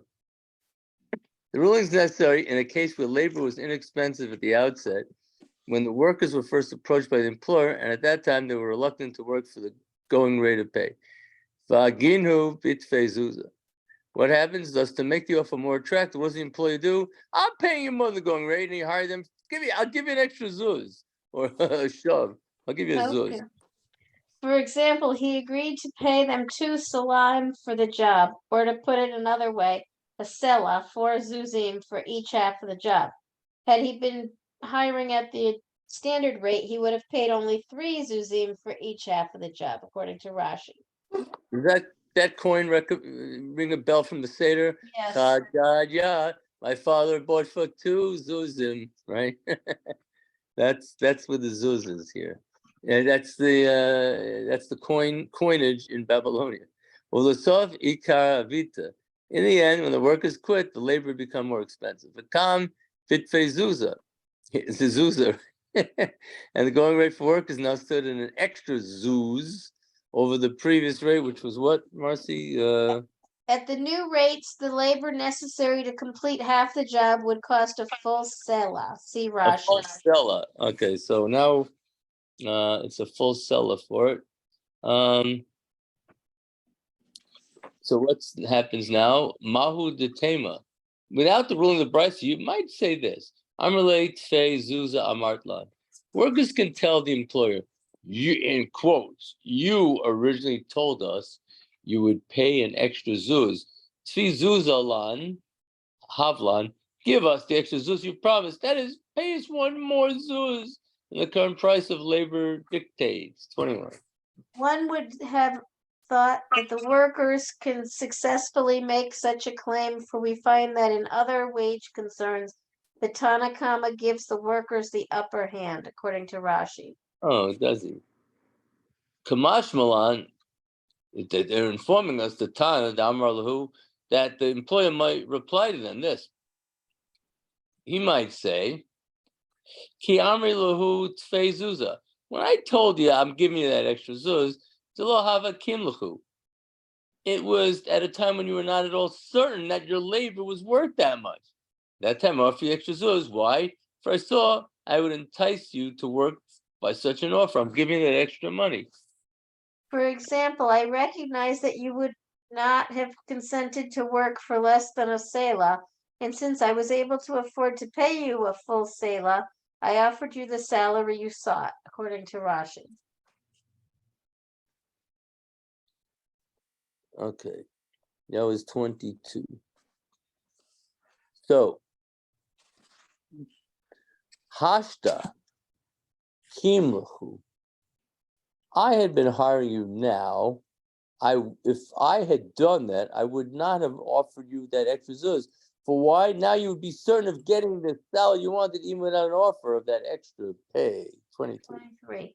For example, in today's market, any worker would expect to receive a full sela for this work.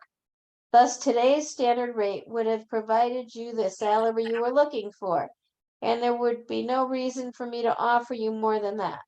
My offer of an extra zuz then applied only as long as the earlier lower rates for labor were in effect.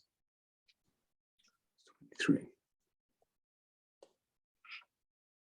So, that was number 23. The Brisas continuing, and they're stating this now. Rabbi Dosa Omer.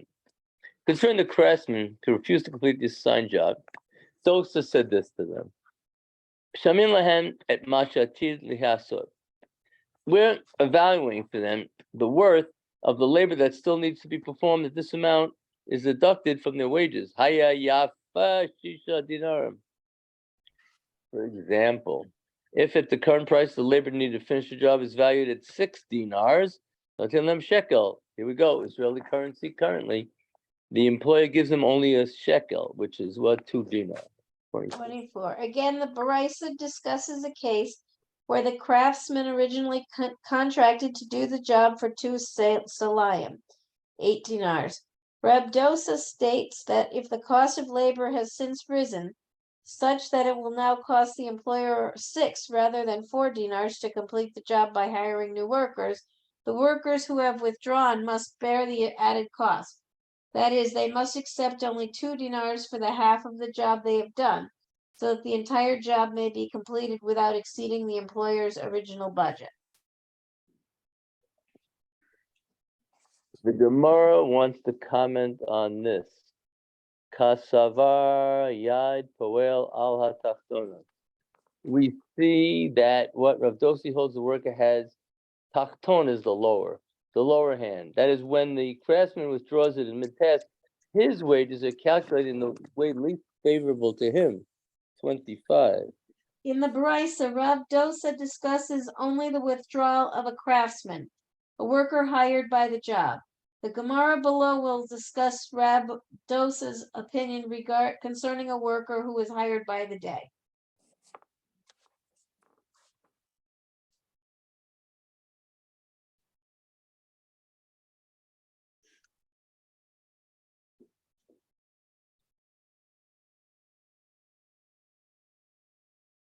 Rabbi, you're muted.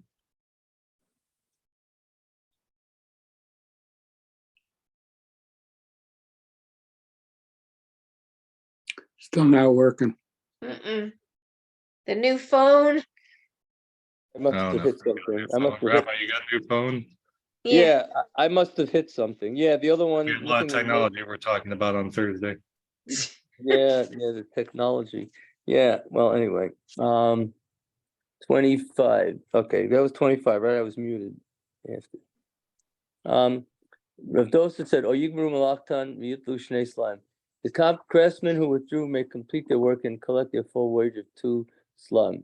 The Gemara asks Pshita, if it's obvious that the workers complete the work, they receive the full wages, why must Rav Dosa tell us this?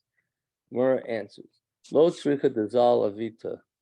What happens? The price's ruling is necessary only the case where the cost of labor had fallen, since the workers initially agreed to perform the job, Ve'emar balabayit, and the employee withdrew, telling the workers he didn't wish them to continue working for him. Azul pa'alim ufaisu, at which point the workers went and appeased them and convinced them to let them finish the job.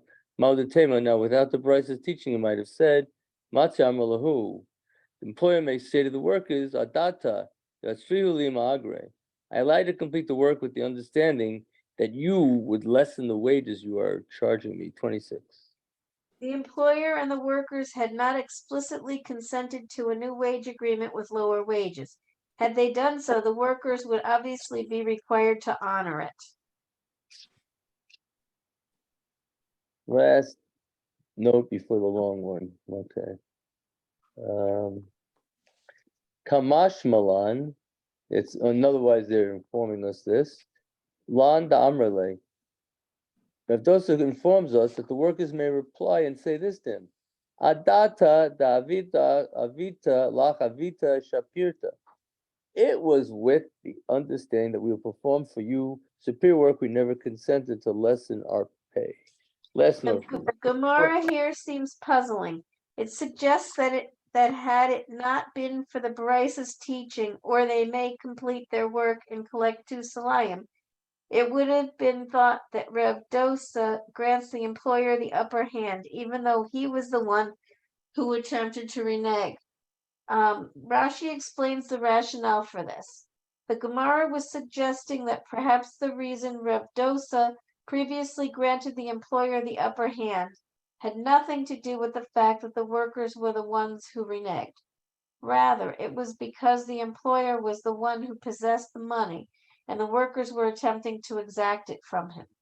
This places the burden of proof on the workers and gives the upper hand to the employer. If this had indeed been Rev Dosa's reasoning, it would follow that even when the employer reneges, he still retains the upper hand, for he still possesses the money.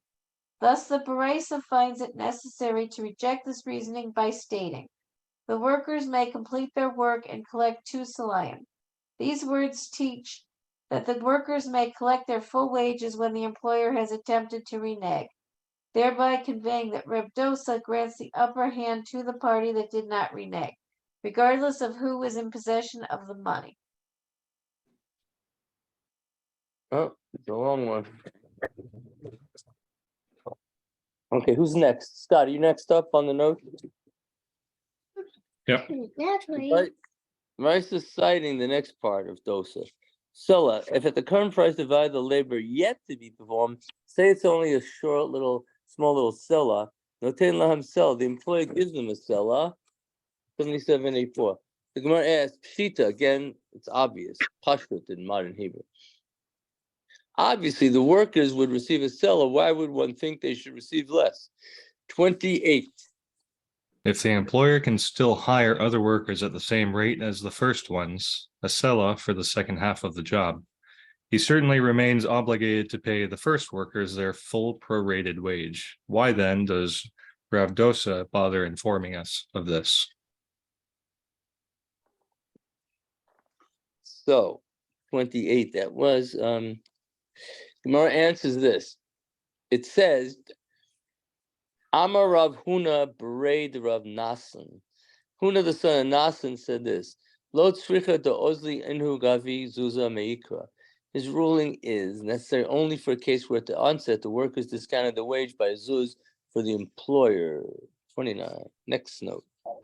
That is, they provided a discount of a zuz for each half of the job. At the time the workers were hired, the going rate of compensation for this job was 2 selaim and 2 zuz, or for half the job, a sela and a zuz. These workers, however, contracted to complete the entire job for 2 selaim, thereby discounting their services for each half of the job by 1 zuz.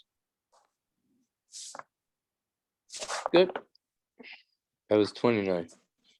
Okay. Ulesof zal avita.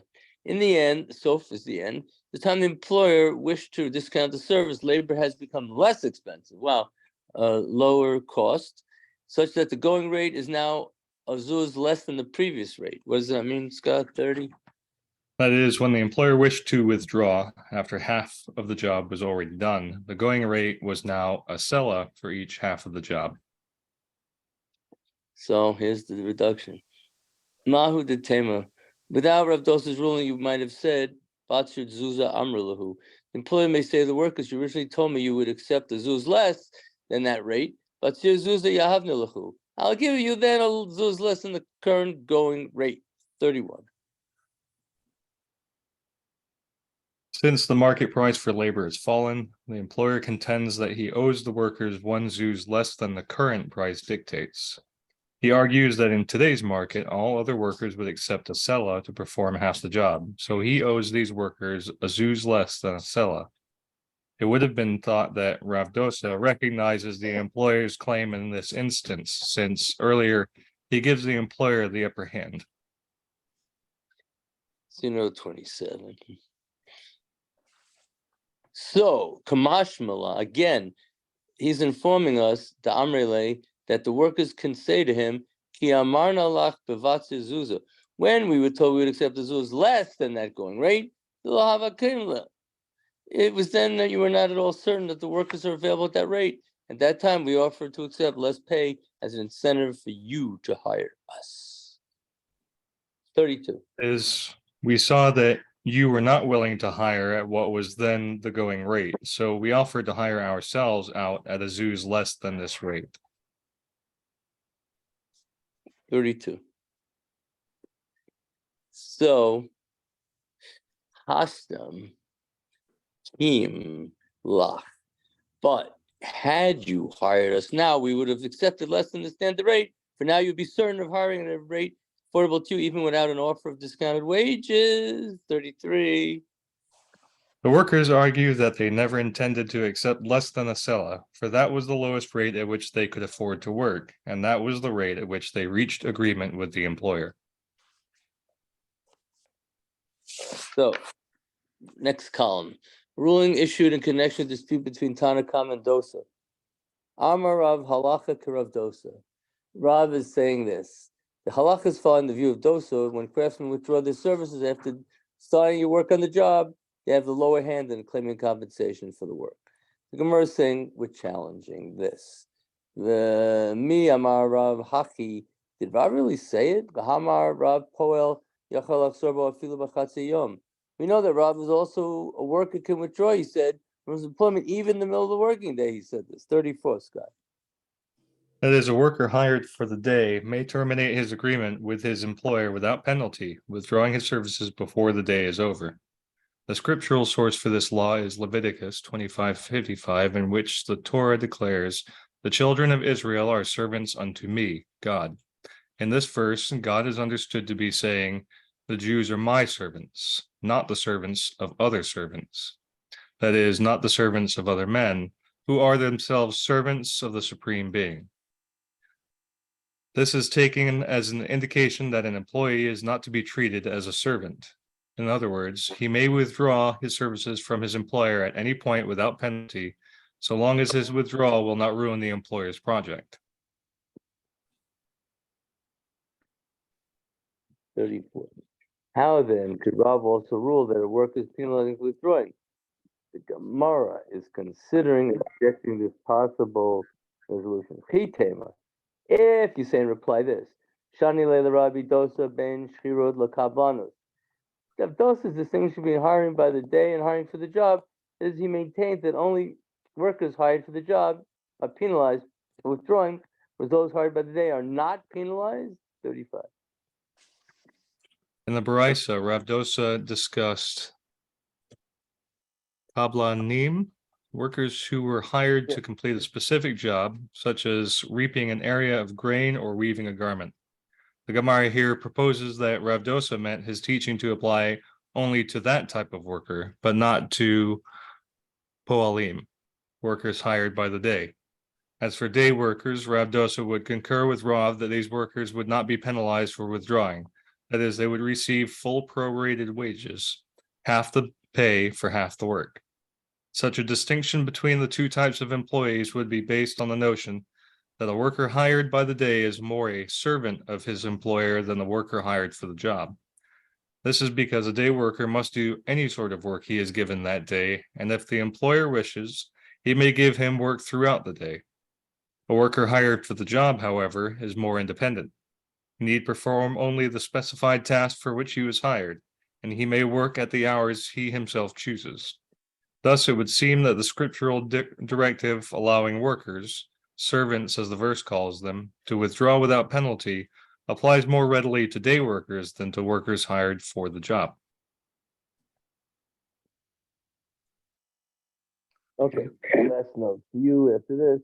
Mishnah, we can say this is supposed to really make a distinction. Tanya, he does not for Usona Brisa, a socher to Poel.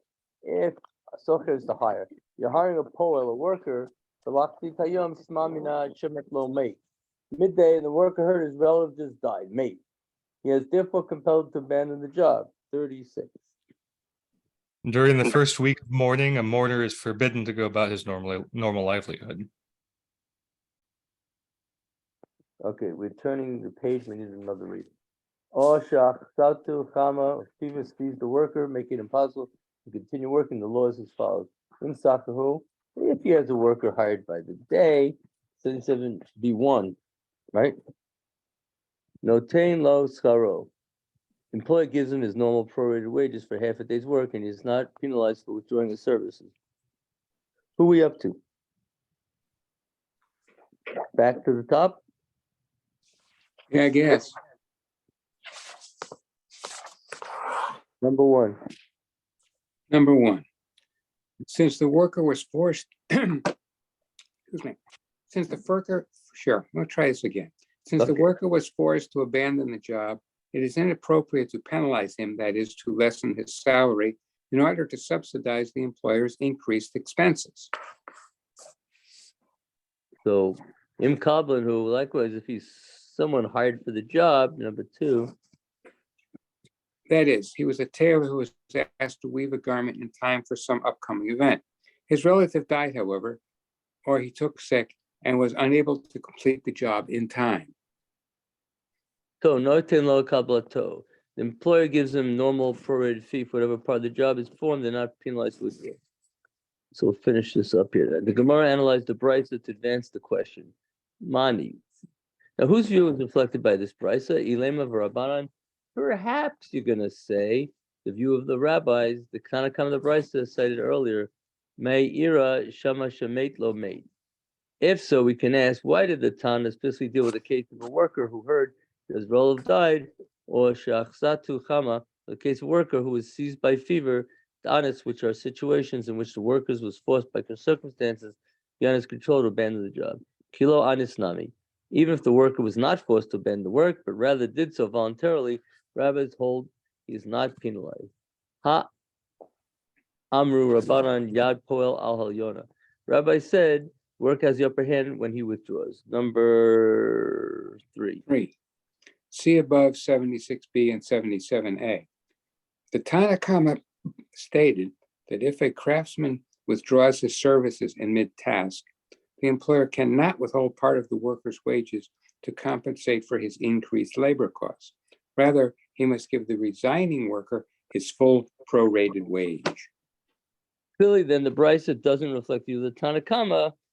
So, having rejected this possibility, the Gemara considers the only available alternative. Ella, lav rav dosahi. It's not so that the brisa reflects the view of dosa. Certainly, this is how we must interpret it. 4. The Tana of the second Baraisa makes the point of mentioning the unavoidable withdrawal of both types of workers, the worker hired for the job as well as the worker hired by the day. This implies that if either worker withdrew of his own discretion, the law would be different.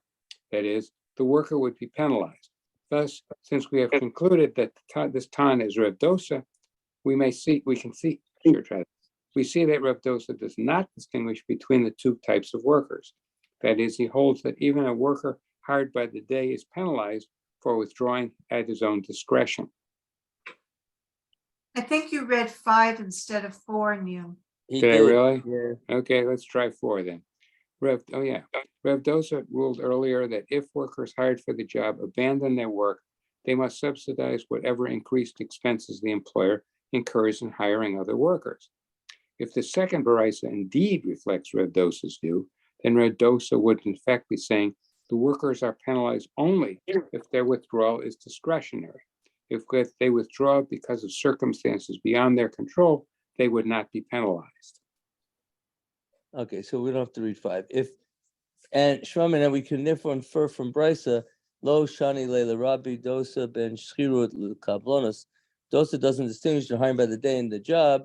Dosa apparently holds that if either type of worker abandons the job for discretionary reasons, he has a lower hand in claiming compensation for the work.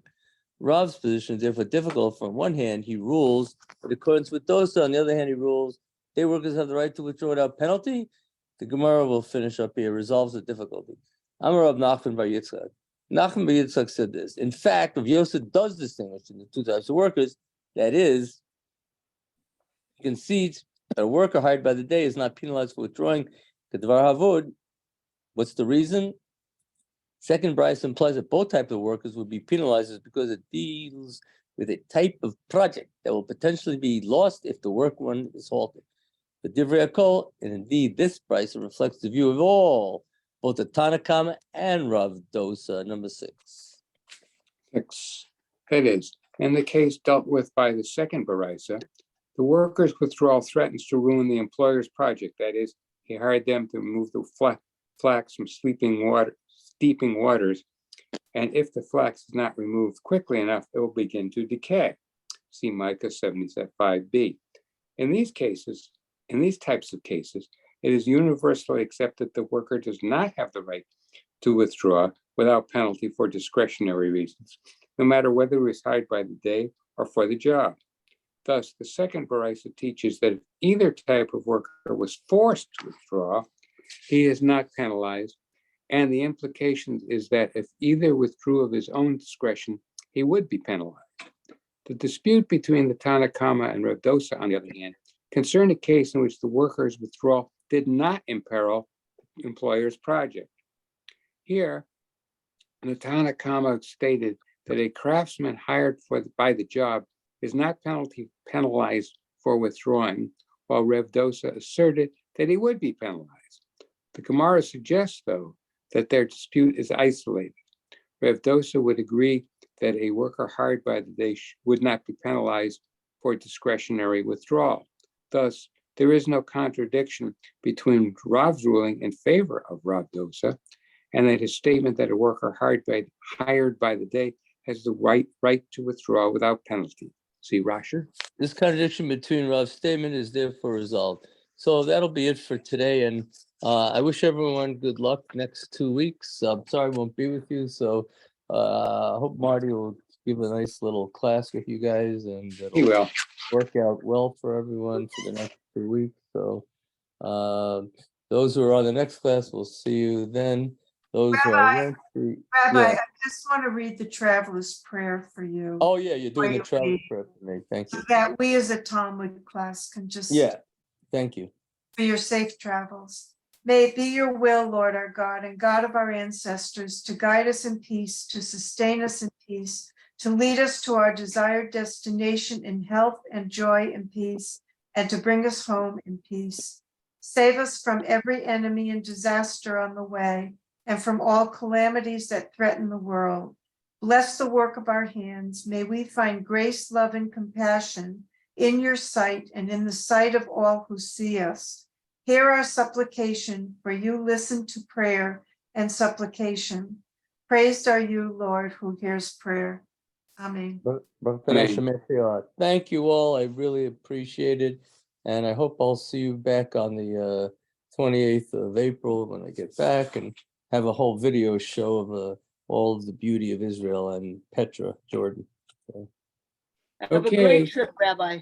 God Enjoy bless. the trip. Please stay safe. thank you. I'll see you guys at 8. Okay.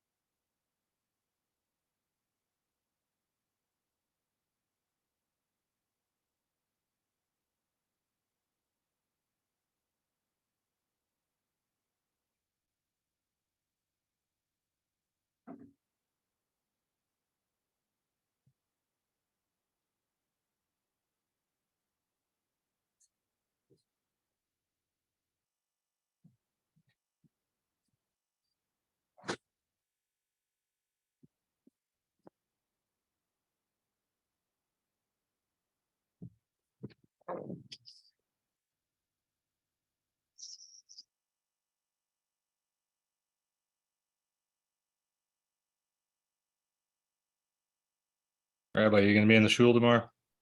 No. Okay.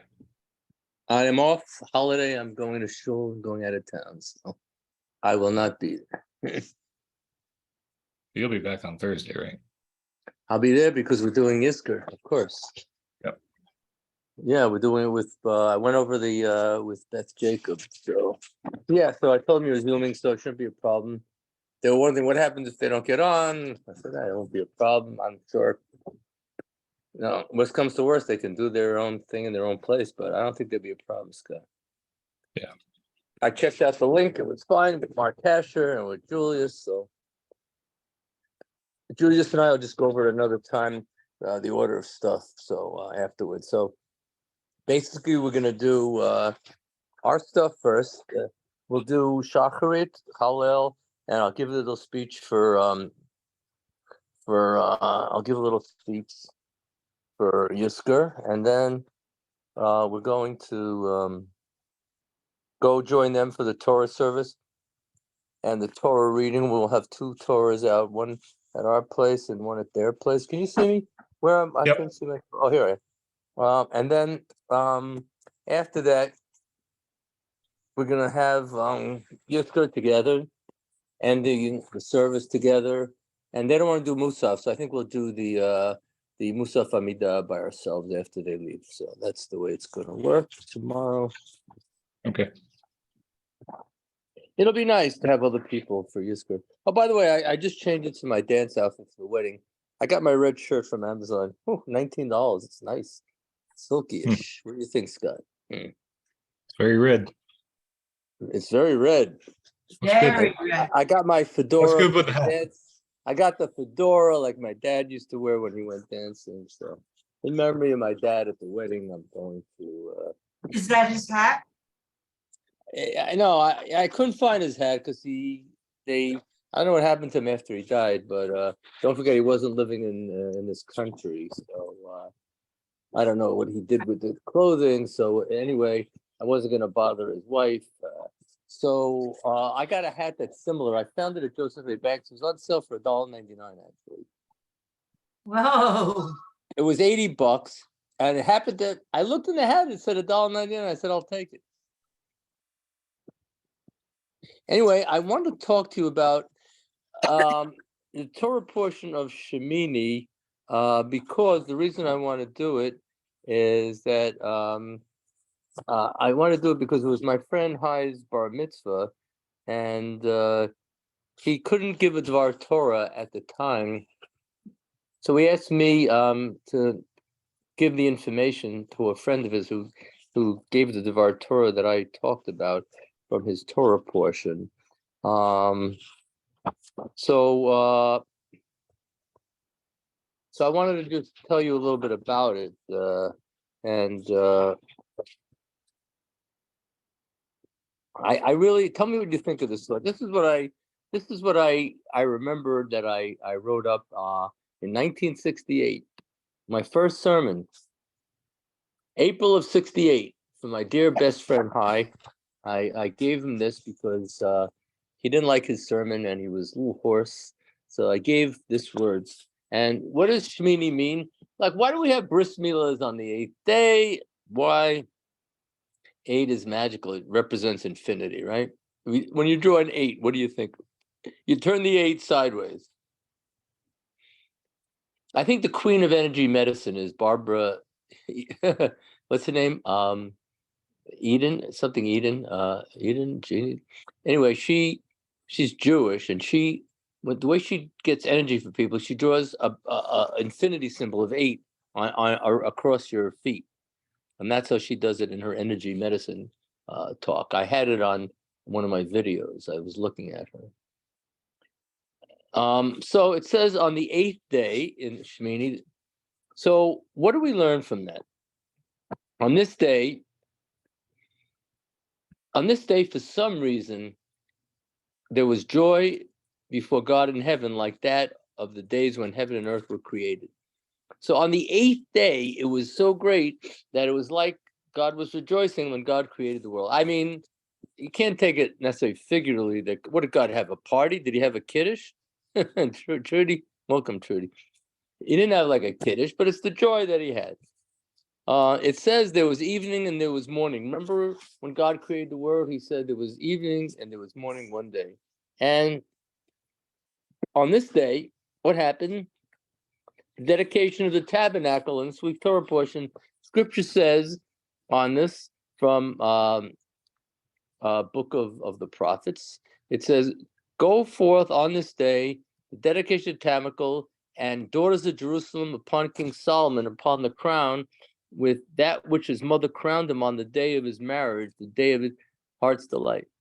Well, I wanted to ask you, on the day of his marriage, let me ask you guys, what do you mean his marriage? He was married to 1,000 women. What do they count as marriage? Is it the first wedding or the, well, I don't know. It doesn't say in the scriptures other than they use that verse. On the day of his marriage, well, you can say his 1,000 marriages, the day of his heart's delight. I don't know if you can be delighted at 1,000 marriages. Do you guys know how it happened there? I don't know how it worked out with the 1,000 marriages, but if I there was guess a it would ceremony. depend if he had one wedding or one wedding. Well, I don't 1,000 know. I have women, to ask or my if he had rabbi. 1,000 weddings. I have to ask my rabbi if all 1,000 were in one wedding. I don't know if it was one wedding or it was 1,000 weddings. It would be a lot of eating of herring then. Yeah, and a lot of sponge cake. The children of Israel now brought forth a new path in the world. How do we bring a new path in the world? Well, what do we do on the high holidays when we know we sinned? We repent, right? So how do we, our new path is when we repent, do tshuva. They prepared this way for future generations to come. Thus, the rabbis taught this, that Israel didn't deserve to do such a deed. What we didn't deserve to do? We didn't deserve the worship of the golden calf. But I think the golden calf, which, by the way, we're still suffering for today, God has still haven't forgiven us all the way. We're suffering. When you ask why there's suffering in the world, in Israel right now, because God is still angry about us. I can't believe it, but that's what the Kabbalists tell us. That what did the worship of the golden calf teach us? That God learns to take people, and if they repent, he's going to forgive them. Not 100%, maybe 90%. So God made humans straight. What we were upright, a part of creation that was all for God's glory. We're standing up. This way was only for the righteous, that we have this beautiful way of standing tall. As Scripture says, the ways of the Lord are straight. This is from Hosea. The righteous shall walk in them, and the sinners shall stumble in them. But now Israel set forth a way by which even the weak who had turned crooked would be able to return to the straight path by means of repentance. So even if we're out of kilter, we could still return to God, but it would have to be when we have sincere repentance. Only the lower creatures could bring this possibility to fruition, since the ways of the Lord are only straight. That's why there was joy before God, like on the day of creation, for God would set the world all right. Remember the song, All Right Now? It's all right now. It was I always like to think of it. When I gave that speech in 68, I was thinking of the song, All Right Now. God made the world and it was all right now. It wasn't so good at the beginning, but after God forgave us, mostly it was then all right. So this is the crown which the mother crowned him. Solomon, he refers to God. God, Scripture calls Israel his mother, because they brought forth this new path. And when did this new path take place? Always back to the Bible, the Old Testament, as they say. I was talking to ministers. They say, "Oh, we have the old and the new." I said, "Oh, good. I'm sticking with the old." So when did this take place? This whole thing on the 8th day, the day that God reaches beyond nature, past the 7th day of creation. I hope you guys all know that the 8 represents infinity when we have the 8th day of the holiday, which is going to be on Thursday, followed by a dinner at Fornarelli's, right? That's the 8th day of Passover. That's why I got all these emails from Chabad. Join us for a meal of Mashiach. I felt like telling him, I'm going, yeah, you got them too. I said, I'm going to a meal at Fornarelli's. I'm not going for the middle of the. I'm not having another Seder again. So this, I think, teaches us all how great repentance is. The rabbis teach us that sin is powerful. Since before Israel had sinned, they were able to look upon the appearance of God's glory. Well, after the sin, after we were sinning against God, we were so afraid to even gaze, even at Moses. We were so, can you imagine how embarrassed we were? We were so embarrassed that we couldn't even look Moses in the eye. Once they repented, however, once God saw we repented, it says the glory of God in Leviticus 9:23. It says the glory of God appeared to all the people. So here is the teaching that we humans, we all know, we're in the image of God. And this takes on a new meaning, I believe. God created heaven and earth, but even though God created heaven and earth, we always say that we need to be creators every day, right? Every day, we're sort of creating the world. A friend just told me that when I was exercising the other day. It's interesting. He just told me, I said, yeah, I know that thought. I did it in 1968. I gave it over. Our creation is in the moral realm, one in which a perfect God cannot create alone. Only flawed humans, right? We're all, like, who here is perfect? Only flawed humans like ourselves could have given birth to this reality of repentance, to the sense that other flawed humans will always be able to change their ways. To do this, what do we have to have? Israel has to go through the experience of sin and repentance. You can't repent unless you've sinned. I'm sure everyone here knows that we've all sinned and that we all try to be sorry for our sins and repent before God. So in this week's Torah portion, we're talking about this dedication of this Mishkan. And what do we have now? It's the temple in Jerusalem, which we don't have. But it was sort of dedicated on this Passover. We sort of remember that we did have this temple in Jerusalem. And if we're good and we don't sin so much, and we could look sort of Moses in the eye and say, Moses, we're sorry about the calf. We didn't mean to do it. Our souls might have done it back then, but we're not responsible. We might recall it now. We're trying to study in your name, Moses, to try to redeem us, our souls, and try to bring back the temple to its glory. So what does the temple, the tabernacle of old, stand for on this 8th day? It stands, we have to always remember, as a symbol of forgiveness of the sins and the possibility of forgiveness for all future generations. We all were taking part in the exodus of Egypt. Our souls, as we approach tomorrow, the 7th day of Passover, our souls are remembering what it was like on Passover and how we did sin, and that we hope that God forgives us. Here we are in exile these days in the land of America, realizing, some of us don't realize. Some of us say, hey, this is the glory days. You know what? As Bruce Springsteen said, glory days. Anyway, some people think that this is, I have some Jews that think they say this is like the rebuilt. I'm going to ask for comments here. I have friends that say, why do we need a temple rebuilt? We have the great Jewish communities in the United States. So why do we really even need a temple, right? We gather. Some people have, my friend's synagogue tomorrow there'll be like 1,500 Jews in Denver worshiping together. They say these Reform Jews, oh, we have a cantor, we have a rabbi, we have a service, we have Yizkor. Some people have Yizkor tonight, actually. Some Reform Jews, they do it Tuesday night. Anyway, everyone has their own way of dealing with it, because don't forget the holiday in Israel ends tomorrow. So they don't believe in an 8th day. So I want your opinions on that too. So anyway, we sinned, right? We weren't, when we left Egypt, had the plague of darkness. Why? Because the Jews that didn't believe in God all perished during the sin of darkness. You know, thousands and thousands of Jews passed away because they didn't believe in God. And because of that, God slew them in the plague of darkness so we wouldn't see what happened. And those who were able to leave Egypt left Egypt, but there were many who died because they didn't believe in God. So God, I want your opinion on this. So God does have a little bit of a temper. God says, hey, you know what?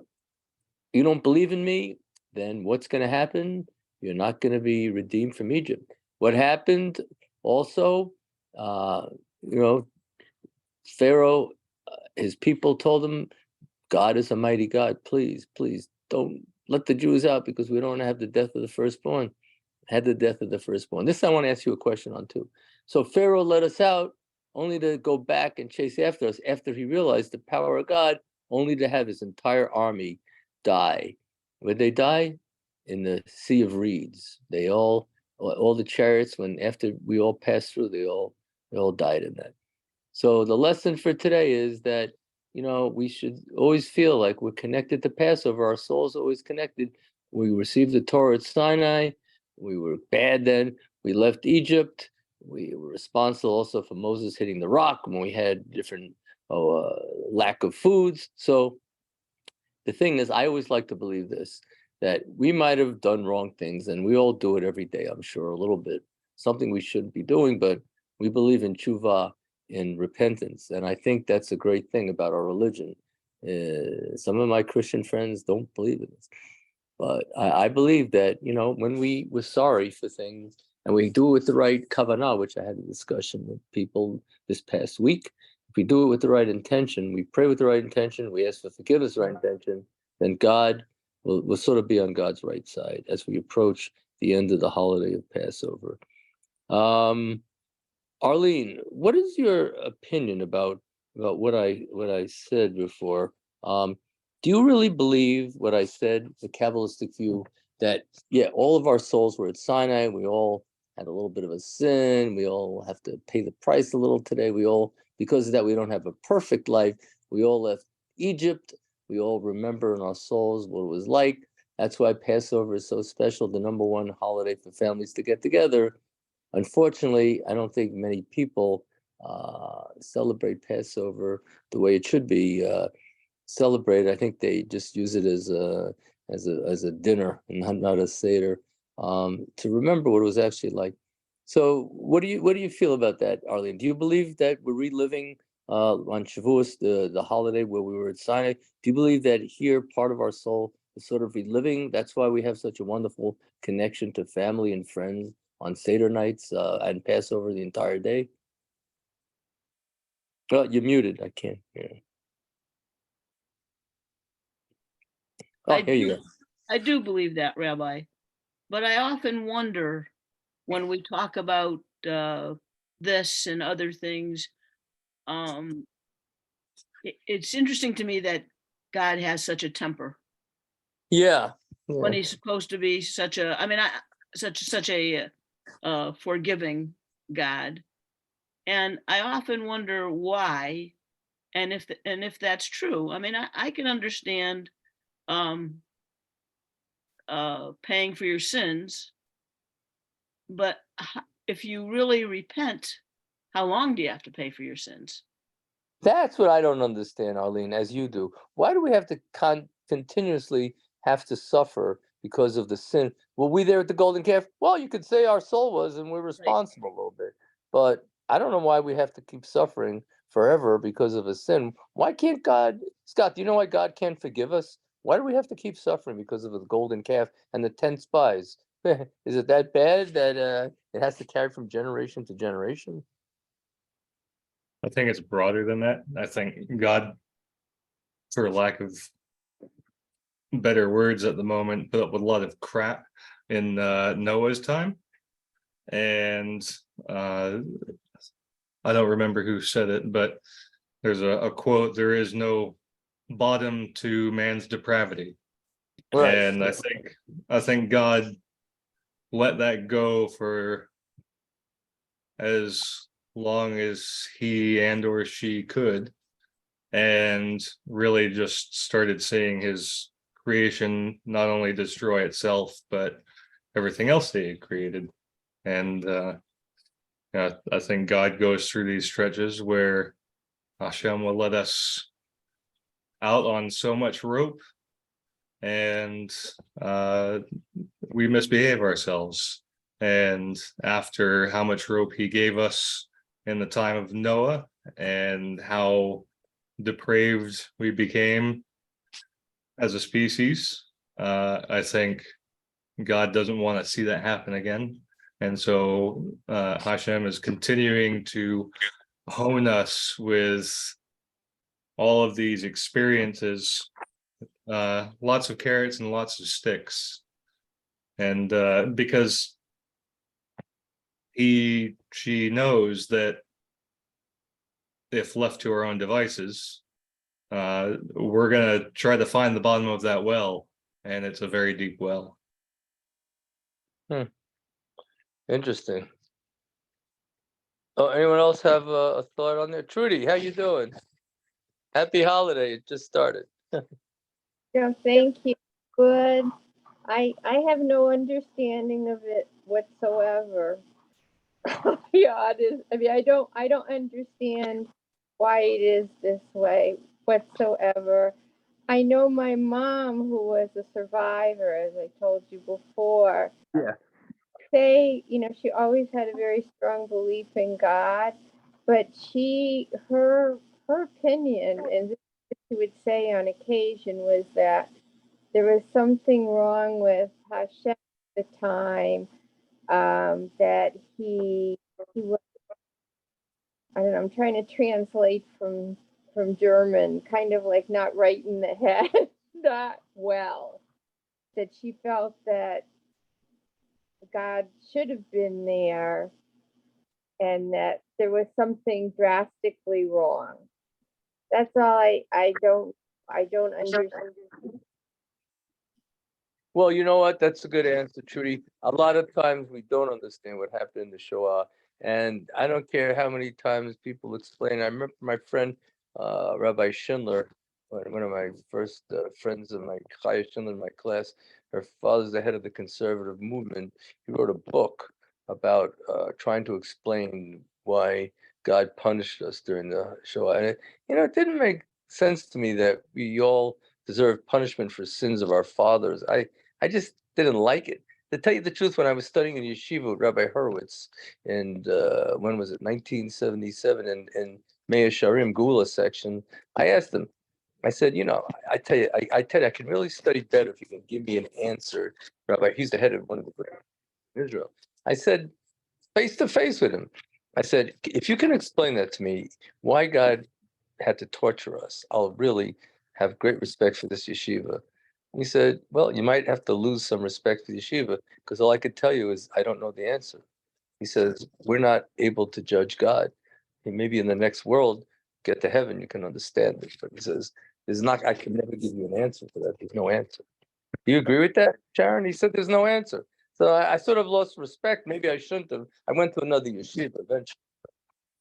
I have a different tact on this. I feel as though the Jews of today, humanly, we were not there when it happened. And for God to continue to put the blame on Jews as a people, it just reminds me of how there are many, many Jewish people whose families went through the Holocaust that blame every single German today who loves the planet Earth. And I saw it for myself because one of my parents' very, very dear friends were in the concentration camps. And they came to America. That both she and her husband were survivors. They came to America, and she blamed every single German that would walk on the face of the earth for what happened in the 1940s. To me, that just does it. First of all, it doesn't seem fair to me. And it also, what is it accomplishing? I mean, all it's doing is just creating hate. And it just really doesn't have to be done. And that would be really disappointing if God is continuing to blame or to punish every generation that's coming forth.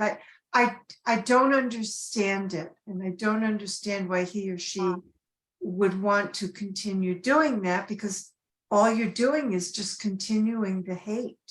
And You're right about I that. You know, certainly don't want to live in a world of hate. I asked Tenny Simon once. She came to every Friday night service with Greta. You know Greta very well. Greta Markowitz, her sister-in-law. So I was sitting with them once, and there wasn't anyone there at that time early. It was like 7:30 service. I think it was like 6:40 or so. They came early, and I asked them. I said, "Did you guys, after surviving the Shoah, said, did you guys believe in God?" They both said, "No, we don't believe in God." "How can you believe in God after that? God deserted us." So I said, "How come you come to shul every Friday night then, if you don't believe in God?" And they said to me that Hitler tried to destroy us as a community, and we want to show that we who survived are still involved in supporting our Jewish community, and we want to be part of a Jewish community where we live. What do you guys think of that answer? I think you knew that answer, Sharon, already, right? So, Rabbi, I think sometimes I look at this situation in reverse. And was the Holocaust, as horrific as it could possibly be, did it save the Jewish religion? yeah, well, All that's through Europe, all yeah. through Europe, in every country, Jews were disliked. They were beaten. They were, True. all kinds of individual atrocities. And so I wonder sometimes, did it take 6 million lives to save Judaism itself? That's an interesting perspective. You know what, Arlene? I don't really. Yes, Scott. I don't see it as punishment. I don't see it as punishment. I see it as God knows, God has a long memory of us. And us walking the face of the earth right now have a grain of sand on the beach of a memory of who we are. And we have stories that people have told us and written down in books and things like that, but we weren't actually there, right? But we can, kind of have a sense. But God has the whole enchilada. Right. Yeah, I like the way God's you got put it. the whole picture, right? And we don't. And God knows what we need. And like you were saying, Arlene, right?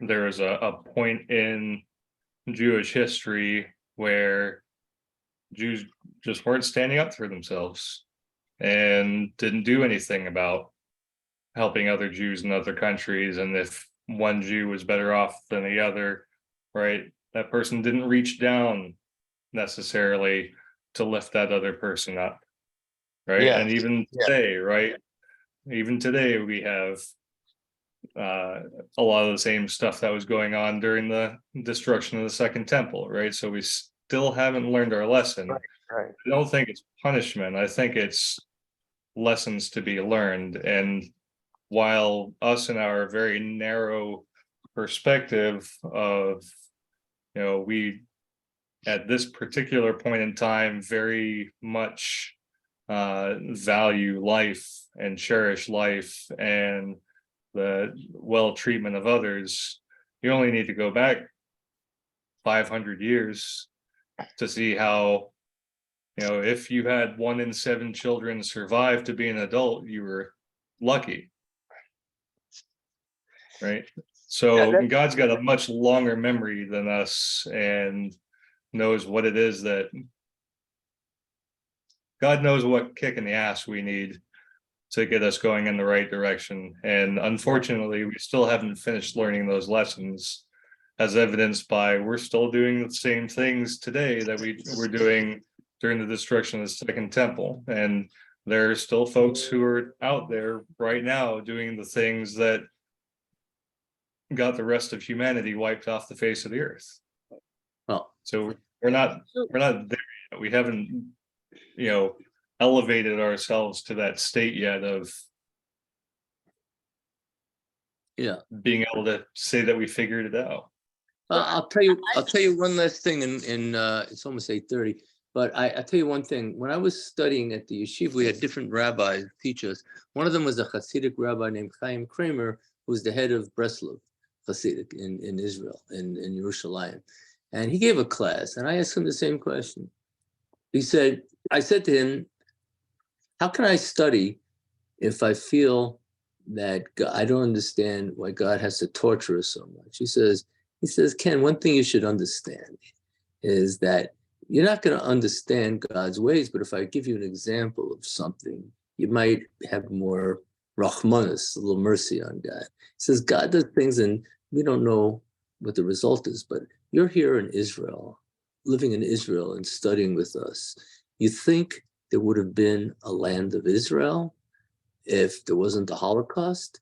You think that we would have had the modern state of Israel, or eventually we're going to be in a messianic era if it wasn't for the Holocaust? He says, if you look at it from that perspective, then maybe you could see, maybe you won't understand it, but you could see that something positive can come from something. What do you guys think of that? That was the answer that he gave me, and I ended up studying with him for a few years after that. But what do you think, Scott, of that answer? That the land of Israel never would have happened if it wasn't for the Shoah? Absolutely true. Well, and I think that's what I mean. If you look at it from a different perspective, and Yeah. I don't really know where I am if that's my perspective or not, because I think of it in a lot of different ways. Yeah.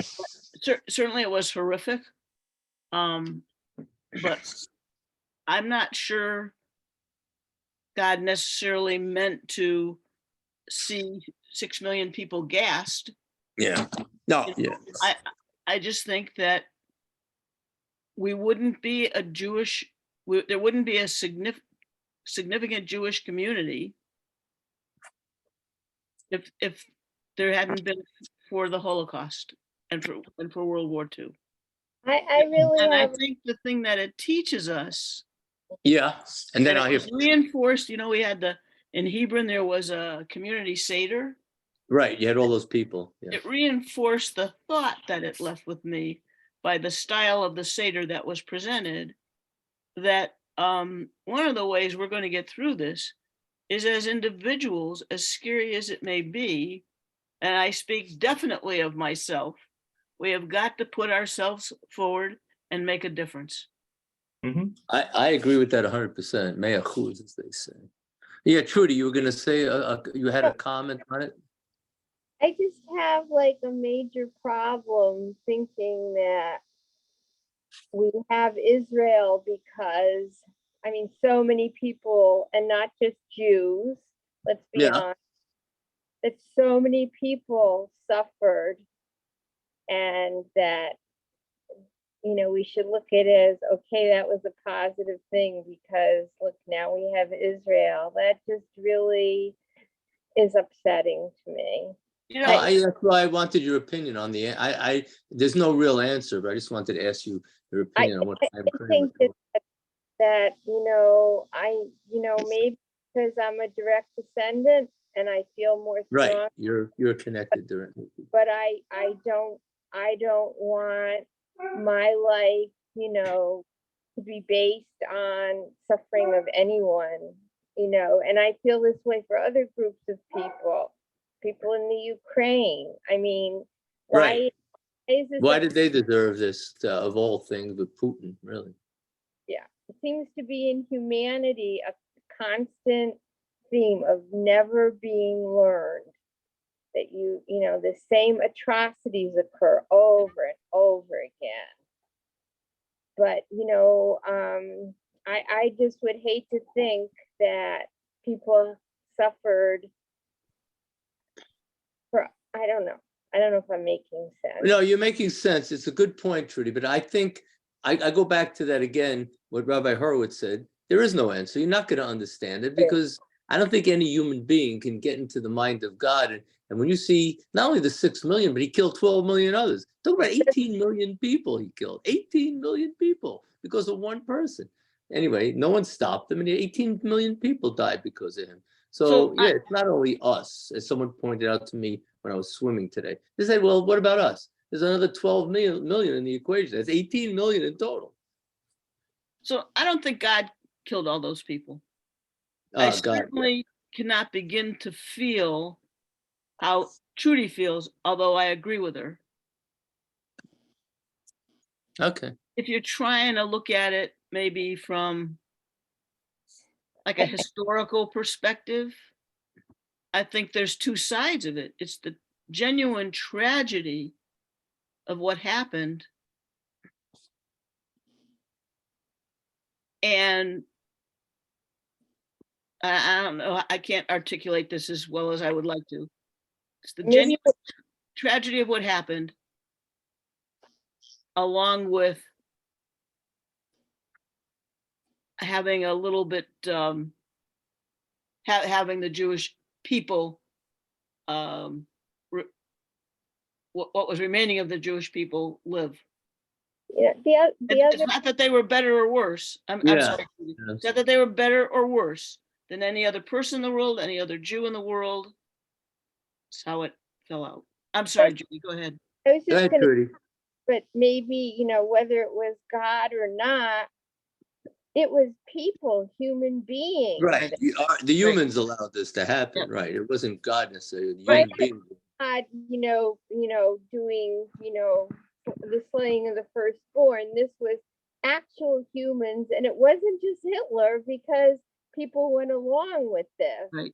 It's actual human beings that did not have anything that were godless, that put women and children and everything. Right.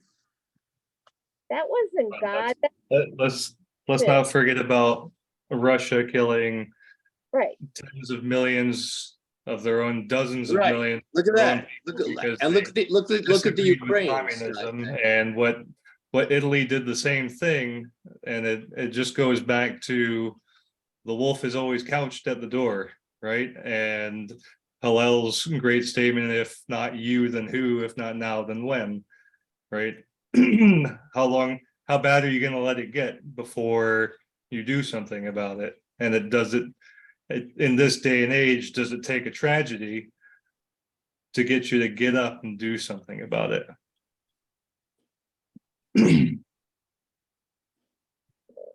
But I think that I was looking at the films from the film festival from Federation this year, and it's funny. I remember a couple of years ago they said no Holocaust films, please. I see almost every film is about the Holocaust. It's hard. It's hard to get away from films that they say are meaningful if they're not about the Holocaust. I mean, it just seems like back again. Even though they say we don't want to do it, it seems like we always have to keep reliving this stuff and trying to learn things every year. Every film festival, there's plenty of films about it. It just seems like we can never get enough of movies being made from a different perspective on the show. Scott, why do you think that is? Why do you think they try to get away from it? Every year we get back to it again. They try to get away from it and try to have something positive. There's not enough movies about different positive stories. It's more about lessons from the show all the time. Because I don't think we've learned to look forward. That's what I was thinking. Yeah.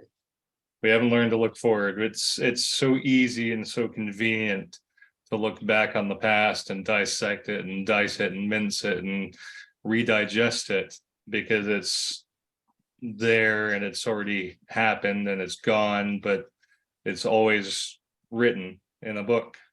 It's always having happened, and with every generation that comes by, there's a new perspective of it, judging what happened based on an entirely new set of values, but not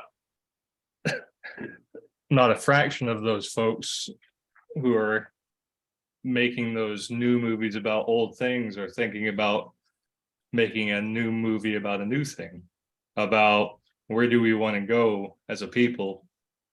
What is it we're supposed to be doing? And look at Israel. Israel's in that exact spot right now, right? What is it that Israel as a nation is supposed to be doing right now? Right. And everybody's divided. Yeah. Right? Nobody's looking forward. Nobody's looking at what Israel's supposed to be doing as a nation. They're looking to execute their own opinion. Yeah. Well, I got to leave you with this thought, and then we got to go. But I was speaking to this guy. He said, "I said, are you Jewish?" He said, "I heard you were a rabbi." I said, "Oh yeah, I am." So he said, "I'm a devout Italian Catholic," and he said, "There's one movie that really changed my life, and that movie was Schindler's List." He said, "There isn't a day that doesn't go by where he doesn't think about Schindler's List." I said, "Well, I'm glad you were able to see that movie and think about it, and hopefully we can all learn to be." I mean, so I'm going to Yad Vashem, God willing, in a week and a half or so, and there's a memorial for him, Schindler for the Righteous Gentiles, that helped Jews at the expense of their own life, maybe, and they sacrificed. And it was an amazing. I took 2 different high school groups I was teaching at the time when it came out to the movie, and every time it was like an amazing experience for me. So anyway, guys, it's been a great discussion. Again, sometimes I'm not sure exactly where we're going with this Kabbalah discussion, but I really enjoy discussing these. These discussions are not easy, I'll tell you. But they're always thought-provoking, and I thank you all for being involved in it. Thank you, Sharon, for the trip, and I'll see you on Thursday, God willing, some of you for our Yiska service as we remember all those from the Shoah, as well as our own relatives that have left us. Take care, everyone. Good night. Night. Right.